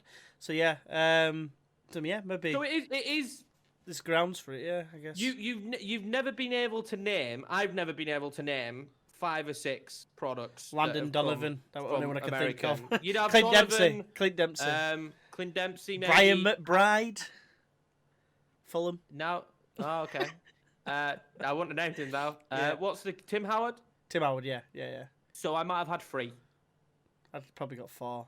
That's about it, off the top of my head. And I wouldn't have looked at them as like prospects. Donovan spent the majority of his time in America. Tim Howard was a great goalkeeper, but like goalkeeper. So he's not like a player who you're going to be like, oh my God, have you seen this guy? And I like Dempsey, but he was definitely the best of a bad bunch in the American team. Yeah. They're definitely improving, and they'll definitely say that the league is a byproduct of that. You think so, yeah? Well, yeah, without a doubt. Of course you're going to say that. A lot of these players have played in that league, and yeah. Let's not forget Jack Harrison played there as well, in that league. But it was a great learning process. Exactly. Yeah. In an environment that is fairly healthy. English-speaking country. Yeah, You true. know, they've definitely got great facilities. Oh yeah, From what 100%. I've seen, so it's not a bad thing. I just don't think it fits the climate. I think they'd be better off doing a couple of tiers. Look at the size of the country and it's franchised. Just seems strange. Yeah, true. So I guess we'll move on to today's games. The first of which was Brighton against West Brom. Finished 1-1. An own goal from Jake Livermore was the goal for Brighton. And what's his name now? Guy from Huddersfield. Callum Grant. Callum Grant? Is that what it's called? Callum Grant. Callum Grant, yeah. Callum Grant Great player. Yeah, good player. Good to be sign. fair. But yeah, got his first goal for West Brom. And to be fair, West Brom were pushing for a winner later on. Do you have any views on the game? Oh, were they pushing for a winner? Yeah, West Brom. I wouldn't know because it was on pay-per-view. Well, I wouldn't know. I may or know. may not have seen a little bit on a stream. And do you know what's great? This one won't be on Match at Day. So yeah, awesome. But, no, I didn't see any of it. It's a game I would have watched as well. Yeah, I mean, by all accounts, Brighton played well in the first half. Were in complete control, got the goal, and then just different story. West Brom came out all guns blazing, and they deserved their equaliser. Is what I could gauge from the last 10 minutes that I saw. I'm worried about Brighton. I am as well, because that's a game they should have been winning. If they've got, I mean, they didn't want to sell Ben White to Leeds because they thought it's a rival, so they must have thought we were going to be a relegation rival. But you need to be beating teams out West Brom. No, I don't think it was that. I think Potter wanted to use him. Yeah, but I think Potter as well, probably realistically thinking probably a bit higher. I don't think he generally believed that we're relegation fodder, but he probably just on off chance said that sees us as a rival because we're newly promoted. No, I think they saw it as Potter really wanted to use him because Ben White does fit a passing style of system, and that's exactly how Potter likes to play. And his problem is he can't get goals. Exactly. Brighton stuck an own goal. For their inability to finish chances. And we said that, didn't we? They really struggle. I've mentioned it a few times, and a lot of people say, nah, it'll come. I don't know when it's going to come. They keep missing so many quality opportunities and chances. I can't remember who they played last, but they only scraped through with a draw because of a deflected goal by McAllister. I can't remember who it was against now. It was Palace. They dominated that game. Absolutely dominated. Palace had one shot on target and came away with a draw. Nearly a win if it weren't for a deflected goal. So the big question is, and then you look at the Man United game, Brighton should have never lost that. They should have been 4 up. So I'm worried for Brighton. And they're a team that this year I would have said might kick on. I think they need to figure out how they start scoring. And I think...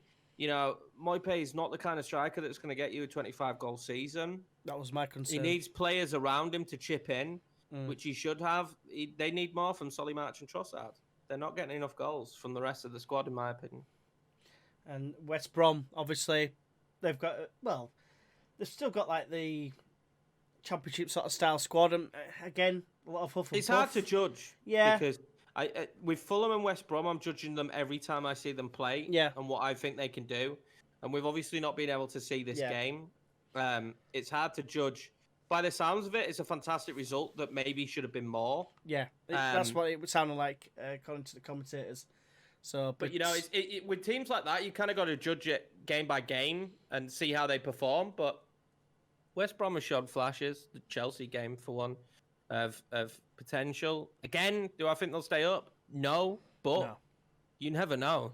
You never know. And I think Callum Grant's a very good player that shouldn't have been in the Championship. So it'd be interesting to see how he does. He's done all right if you consider he wasn't even playing. He was told to train with the under-18s, I think, at Huddersfield, because they knew he was on his way out. He'd fallen out with him. Yeah, and apparently he had a bit of didn't have the best of attitudes. He will probably feel the season that Huddersfield got relegated should have been played more, because when he did play, he scored goals, and that was one thing Huddersfield were lacking. Yeah. But there you go, Jan Siva, greatest manager in the world. Well, not there now, is it? It's Carlos Corbin, so that's why I thought it might have changed. But it's a great... He's not Corbin's kind of player. If Corbin's going to play like Bielsa, he's nowhere near that kind of player. I think they've got a chance. They've got a chance of West Brom, but we'll see. The league's going to be crazy this year, I think. It is, like you say, anyone seems to be able to beat anyone. Who'd have thought Sheffield United had been bottom with, dare I say, 1 point, I think they've got. I think they've got They a didn't draw. end the season with, they drew with Fulham. And that's another thing as well. Yeah, they ended poorly, because they were like expected 5th. them to bounce back. They were like 5th, and I think they finished 9th, didn't they? So they dropped like quite a lot of points back in the season. They started poorly. Lost every game. Every single game. Well, there you go. Yeah, and they still haven't won. So what's that then? About 12? No, more than that. 14 games without a win. It is concerning to me. Yeah, and they how many games was it this season before they got their first goal? 4. Exactly, and that's a concern. But you got Sheffield United down there. Fulham, we think Fulham are probably going to be down there. Obviously, you've got Brighton that are down there. West Brom are down there. Burnley are down there. We're going to touch on them shortly. And they're ones that potentially you would have said maybe had, well, as Sheffield United aside, maybe they're going to be down there. And the only ones that you expect to be down there. I would have said Burnley are going to be down there, and I still don't think they will be. I don't know. Burnley had a feeling they're going to be about. I think I put 16th if I remember rightly. But West Ham, obviously, we thought they were going to do worse than what they've been doing, and Villa, especially Villa, because they win the game in the end, they go top at league. Still early though. Still early doors, as obviously, but you can't help but look at the form guide at the minute, and you think Brighton could be down there a while. Obviously, we think West Brom and Fulham are going to be down there a while. Sheffield United have got the potential to be down there a while. Because of the lack of goals. And it all seems to be teams that are struggling to score. A lot of it's going to depend on roughly the next 10 games. Yeah. I mean, obviously... We will roughly have an idea then of teams that are probably really going to be... About a third of the way through the season. Sheffield can turn around now and win 5 games and it's completely different. That's the problem. We're still at that stage where a team can turn around and win... just a group of games, and they're in a complete different position. It's funny because I was looking at this earlier, and I meant to leave it on here. The league table, and I noticed there was already a bit of a gap developing at the bottom. This early. So, for instance, Burnley, Sheffield United, and Fulham all on 1 point, and then West Brom on 3. Right, in terms of relegation spots, Burnley and Sheff, obviously, and Fulham, are 4 points adrift of Brighton already, and that's Brighton, and it's Man United. We're next. We're 15th, but obviously they've got a game in hand. Then 7. The problem is, at this stage... 6 points clear. So you've got like a bottom 5, if you like. 4, 6, 7 points is pretty small. Oh, of course it is, but I'm just thinking mentally in terms of, oh God, we're already in a relegation battle already. Yeah, it's just an interesting one, isn't it? I think in 3 games' time, if any one of those teams down at the bottom has got 2 wins and a draw or won 3 games, we're looking at the table completely differently. So it's just a bit difficult. For me, it's difficult seeing Sheffield United continue this run because of the way they've been playing. But if we do look at it in 3 or 4 pods' time and Sheffield United are still, not doing it, they're in real trouble. Like I say, if 3 wins, they're up to 10 points, which is on par with us in 6th. Where the highest position team in 6th. There's been so many up and down. That's what I mean. There's so many teams can beat each other, and that's why it's so unpredictable this year. The only ones you could probably say they're probably not going to win, West Brom and Fulham, and West Brom have drawn 3 to be fair, and lost 3. They're the ones you probably think whoever they play, unless they're playing each other, they're more likely going to not win. And with West Brom, we're talking about twice where maybe they should have won. They probably should have beaten Chelsea with how high they were up, and then again, as you were saying earlier, they probably should have gone on and there was only apparently one team going to win, and that was West Brom. That's what they said. There you go. So it does go to show you on performance that it makes you think if they put something together, they might go on a little bit of a run. And the problem is I just think it's important that you beat the teams down there, or you expect to be down there. Well, they're playing each other soon. West Brom, so I mean, like West Brom and Brighton, it's a draw. I mean, that's like the perfect result for every other team that's down there, really, because both teams have dropped points. Again, though, both teams will have to look at it as points not dropped. A draw's better than nothing, I guess, but you'd rather win, wouldn't you? Obviously, Yeah, but of course you would. You'd rather win every game, wouldn't you? Well, of course you would, but at the end of the day, when you've been in a winning position, Brighton would be very disappointed. They would have been on 7 points. They would have been on 7 points this season because they should have beaten Palace and they should have beaten Man United, and you'd be looking at them in a complete. That's 6 points there. You'd be looking at them in a complete different light. A complete different light. You're right, but they didn't. No, I know, And but that's the thing. that's going to be I think the argument for the rest of the season, Yeah. because I think we're going to see so many up and down results. Yeah. I mean, who would have thought Man United after 5 games? I know they've got a game in hand. They'll be down in 15th. I know if they win that game in hand, they can get up as high as probably 8th. Looking at goal difference, but what, you thought they'd be struggling? Called it. Well, I don't think anyone would have seen the 6-1 defeat to Spurs, although we weren't surprised, but you didn't see it coming. I thought, and they might not struggle all season. All right, they might not struggle all season, but I thought after the whole Jadon Sancho debacle where they didn't sign him, and it was looking like they weren't getting anyone in, I just had this thought: man, there's unrest there. The last time I remember proper unrest was when Mourinho was there, and they had a terrible time. He ended up getting sacked. And I just felt that same feeling again, that there was quite a bit of unrest at Man United. They've had a couple of good results now, but I don't think it takes much to put them back on the bad road. No. And, you know, it's weird because as a Leeds fan, you're supposed to hate Man United, but it's weird seeing them be the club that they are now, because throughout growing up, they were such a powerhouse. Yeah. And people go, we still are. You're not. You don't command fear. No. From teams. And I don't know how they changed that. Ferguson was difficult. He's unreplaceable. You're never going to find a manager like him. What he achieved with such little was always impressive. You could never, you might hate him, but you could never turn around and say he's not an absolutely brilliant manager. Genius. And I just don't know how you get back to Man United being feared by teams, because they don't have that anymore. Teams, well, unless you're Chelsea for some the only way they can get that fear is if they win consistently like they did before. Don't ever imagine a team like Brighton go at Man United the way they did, and by right should have won the game comfortably. It's weird. It's weird because you expect them to be a powerhouse, always to be a powerhouse, and they're still probably considered the biggest club in England, just out of, you know, fan base and whatnot. And it just seems crazy to see where they're at now, and the players they've brought in, signed, you know, old age Cavani, who nobody else seemed to want. PSG certainly didn't want him anymore. Signed Tellas and dragged their feet, and signed Van der Beek, who I think we all agree is a brilliant player, and then never play him. It's worrying. It's worrying. You'd have never thought that Man United would, even if they didn't think they were going to get a deal done. How often did you hear when Fergie was there, them going in for a player and it not happening? Usually, if he wanted a player, they got him. And that's why I've said it about the manager. You've got the team and you've got the manager. It's like sometimes you need the manager to be the manager. His reputation helps in getting players. Look at Leeds. You know, that's the reason why we've got better quality than what we expected, because of the manager. We've got Ole. I just don't think you've got that same appeal. But Man United should be the appeal, because Chelsea had enough appeal. Yeah, but Chelsea. But Lampard is Lampard. He's won everything as a player, whereas, you know, Solskjaer was a substitute that came on and contributed as a player. I think. It wasn't. He got the same high reputation.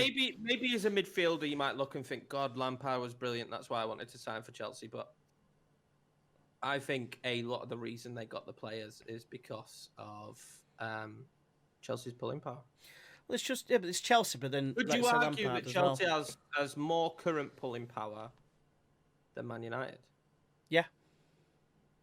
You know, and this is the thing, right? I'm not saying that they do. But the fact that you can even argue that is worrying for Man United. I think I still think the manager's got a big bearing on it, on who you get in. I know what you're saying, because there's a new manager. You look at Steven Gerrard and attracting certain players to Rangers who they'd never ever get in any Scottish manager wouldn't have got the likes of Jermaine Defoe and people like that. That's taken time. Yeah. For him to get to where he is now, the squad he's got. Yeah. And if you watch the way Rangers play, I fully understand why a player would buy into that project. Oh yeah, I'm not disputing that. I'm just saying that in terms of Gerrard going there, he attracts better caliber of player to go to Rangers to compete against Celtic. Whereas Well, if yeah, it had been, I don't know, Well, Alan McKinnon, so I don't even know if we were talking if about this he's... the other day. Gerrard attracts better quality of player than Neil Lennon. Yeah, because of who He he does. is, and that's what I mean. Genuinely does. Because of his I don't know if it's because of reputation as a who he is. player, it's got to be. I think maybe a little bit at the start with him getting players like Ryan Kent and stuff, but I think a lot of it's now you buy into the project at Rangers. We're going to win the league this year. That's what he sold players this season. We're going to win the league. Did you see what we did in Europe last year with the squad we've got? He might have used his connections at the start, but I genuinely think what he's building and the way he has his Rangers team playing is what people have bought into, is what players have bought into that project. Not necessarily just his name. I think Rangers command a fairly decent name if you can convince a player that you're going to be playing a good style of football and you're probably going to win trophies. You know? I genuinely think that. I think if you look at Gerrard when he first joined Rangers compared to the players he can get now, this season, the players he got this season are far superior to the other seasons. I think it's probably a progression of seeing what he's built at Rangers, not based solely on his name. I think when he first went in there, his connections with Liverpool and stuff helped him out. But I think people see the project that Rangers have got there, see some of the European nights, see that they're building towards toppling Celtic. I want to be a part of it. It's going to be history making if they win the league ahead of Celtic. Of course it is, yeah. But like, you're going to stop Celtic from doing something that's never been done in history. Yeah, that's true. But then you look at like the Lampard argument, and to be fair, he didn't get any players in at all, and still got fourth. So that's like an achievement in itself from his point of view. Hence why he could attract better players. You know, it was an overachievement. Exactly, he's overachieved. So therefore, the players that he's attempted to sign, plus the fact it's Chelsea, you know, it's London. People a lot of players do like to live in London, don't they? Especially foreign players. We had a conversation, and we had the same with Dan. And I said, people have been just applauding the business that Chelsea have done. I said, I don't know how it all fits in together. It feels like a bit like a FIFA Ultimate Team. You're just going to bought a lot of great players.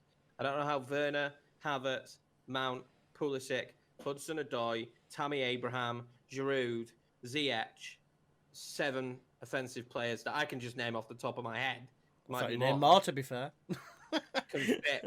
can fit into that team. You can only play 3 in the system he's playing, which I think his system's shit. I really don't like his system. I think it's so negative and rubbish. He's made Kante look crap. Right. I don't know how he's managed that. Does anyone even know who Kante is anymore? Does he still play football for Chelsea? Because you don't talk about him. He's made Kante into someone who's a ghost. And he's made Werner look subpar. He's playing Havertz in the wrong position, sometimes out wide. And it seems like he's just trying to overcomplicate shit. Play a flat back 4 with 2 in front of that, Jorginho and Kante. Kante's going to do more defensive stuff. Jorginho's going to be a playmaker. And then at Cam, you rotate between Havertz and Mount. And then on the rights and the lefts, you've got Pulisic, Hudson-Odoi, Timo Werner. If you want to play him there, you can still play up top as well. Or you could play Tammy up top. But I just don't get his tactic. It feels very negative to me, and I think he's getting the worst out of a bunch of absolutely fantastic players. This is not coming from someone who wants to see Lampard do badly. I want to see him do well, but I just don't know what he's doing at Chelsea. And I think of all the big managers, he's the most likely to go first. You think so? More so than Ollie? I think Ollie has got this get-out-of-jail-free card that he keeps on honestly sacrificing these sheep because out of nowhere, you know full well that Ollie will go and look at the end of last season. Where did that run from Man United come from? They look brilliant. Beat fucking PSG. Like, I honestly, so many times Ollie has done it where it looks like he's on the verge. People are talking about it. And then Man United go and win 10 games and like, yeah, Ollie's the greatest. Honestly, I think if you're Man United, there's probably no point sacking this year. Right. You haven't spent that much. You're definitely in a transition. You might as well go and get Poch next summer, then sacking halfway through the season. Personally, that's how I would look at it. You never know with a team, but that's how I would look at it. Whereas with Lampard, we've done the rebuild. We signed the players. You've got to perform this year. Yeah. You've got everything you could need. We've got your new defenders. Got your new goalkeeper because you didn't like the £80 million goalkeeper we got. We got you the new left back that you needed because you didn't like Alonso. We've got you these offensive players because Tammy can't score in every game. If you don't get the job done, you can't spend 200 plus and you could be million. too disgruntled, really. I just was a bit shocked at before Ollie because obviously he's got a 6-1 hanging over him as well. But this is the crazy thing. He's got a 6-1 hanging over him, and then he's got a 2-1 against the Champions League finalist. Yeah. I'm telling you, he does it all the time. And when you look at it, you always go with the most recent results. Of course you do, yeah. He beat Newcastle after that 6-1, 4-1. Then he beat PSG in Paris. Yeah, I know. In Paris, Neymar and Mbappe, PSG, and then drew against Chelsea, which, you know, people won't look at as a bad result. But when you look at Lampard's results, they drew against Sevilla. That he drew 3-3 with both Southampton and West Brom. Yeah. Just drawn again now with Man United. They did nothing against Liverpool, and he spent 200 plus million. And Ole really, in general, really they didn't bring in much talent. There's got to be less pressure on him than there has on Lampard. In terms of signings, yeah, it's fair comment. I think Man United know they aren't in for some good seasons. I think they know that. I don't think they're that stupid. That's why I'm trying to break away. Yeah. Cement the players in the top 6. But Lampard must have been expecting. They must have expected him to do things this season. I don't want to see them sack him. I think he should be given time. But you just think it could happen. But Abramovich isn't exactly you know what I mean? He's not like he's not quick to pull the trigger. I think if Lampard doesn't turn form around, and I mean very quickly, I mean within the next month or so, I think Gerrard's in serious trouble. Lampard. Lampard's in serious trouble. We've been talking about Gerrard. I think Lampard's in serious trouble. So, on to the last game, which was played while we've been doing this. Burnley against Spurs. I believe it finished 1-0. Kind of had like half an eye on it, sort of thing. Did you get much of the game? Did you read much into it? I got to see bits of it. It's hard to analyse. Yeah, when I'm talking, yeah. In the pod, but it looks for everything just to be a great 1-0 result for Spurs. I think you play against Burnley, they can be difficult to break down, which it looked like Spurs struggled to break them down. It will let it go, wasn't it? And it was a flick on from Kane to Son, back of the net. Those two linking up again. Yeah. What a partnership. I'm still unsure about Spurs this year, and this is, you know, I'll say this for you Spurs fans. I think this could be the year they win a trophy. I think so. That's a bold statement. There is something about this Spurs team this year. Well, they already got knocked out of League Cup, I believe. Yeah, who cares about the League Cup? Yeah, but it's a trophy. It's a trophy. It wouldn't surprise me if they won the Europa League. It's not quite the Audi Cup, though, is it? Which, yeah. It would not surprise me if they won the Europa League. Right, is the thing that's what they've got the Mourinho's best chance. got a lot of knowledge in European competitions. We need to see what Champions League teams are going to drop into the Europa League. That's true. Obviously. But I don't see anyone in that Europa League that's got a better squad than Spurs. This year they've got a lot more depth. Vinicius looked very good for them in Europe as well. He seemed to link up well. You know, they're playing Linsk or whatever they were called, but you know they're playing Austrian team. An easier side, but Bale, you know, they get him sharp, and he's shown touches of him getting back to being sharp. You got to remember, this is a player that is like 9 months on the golf course. He's barely touched a football, so you get him back sharp, keep Kane fit, Son. They could do something special this year. And what I like about it is because of everything else that's going on in the league, they just seem to be flying under the radar. So for them, you know, they beat Man United, then drew in an unbelievably crazy game against West Ham. You couldn't call it. And if you're Mourinho, you don't beast the team after that. And I bet he didn't. I bet he probably just went, what can you do about that? What can you do about that? Unlucky on goal, and there's no one on this planet that stops Lanzini's strike. No. So you just write that one off, take our point. You could tell in Son's interview how upset he was that they'd got that. And they've come back now and got a 1-0 win, a good one against Burnley. I think they're going to fly under the radar this season, and I think potentially it all depends on keeping his players fit. This could be the year that Spurs get a trophy. I do think though they've still got the ability to be Spursy, as the saying goes. I thought that when they conceded that first goal against West Ham, I just had a feeling that West Ham were going to get a chance here of coming back. And obviously, it's easy to say now, but I just had a feeling. But obviously, as time went on, it was 3-2, and obviously they got that goal as well.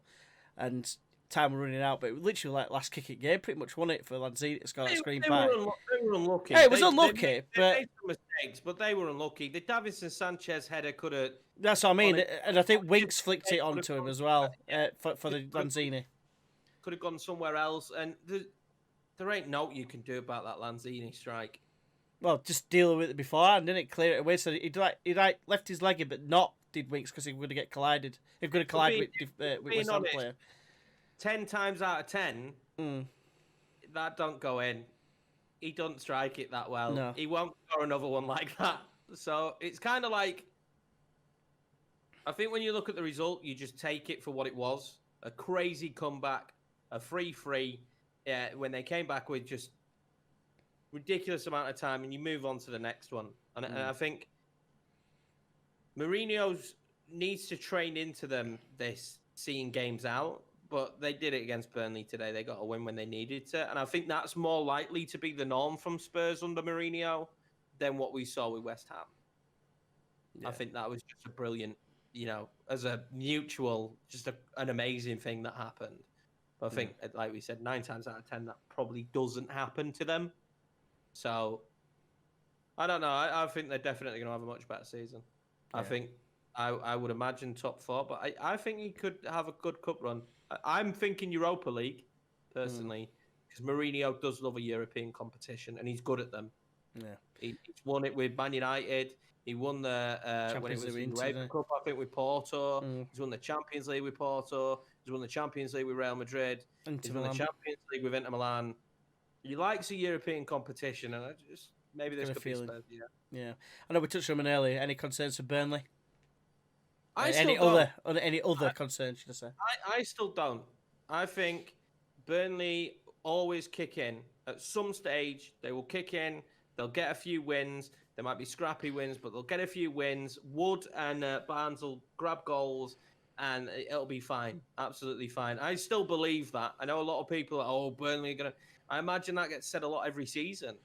They started dreadfully last season as well, if I remember correctly. So...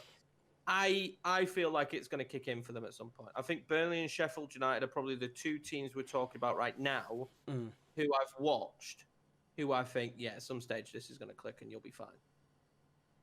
That's a fair comment. Right, so that's going to bring us to the end of the podcast. Thank you very much for joining us. And, let us know your thoughts on all the subjects that we've discussed. I'm very interested to hear your thoughts on the pay-per-view, because fuck me, ridiculous. Obviously, don't forget to like, comment and subscribe, and check out the socials. I've been Tenacious G, he's been the Yorkie Man, and hopefully see you in the next one. Cheers.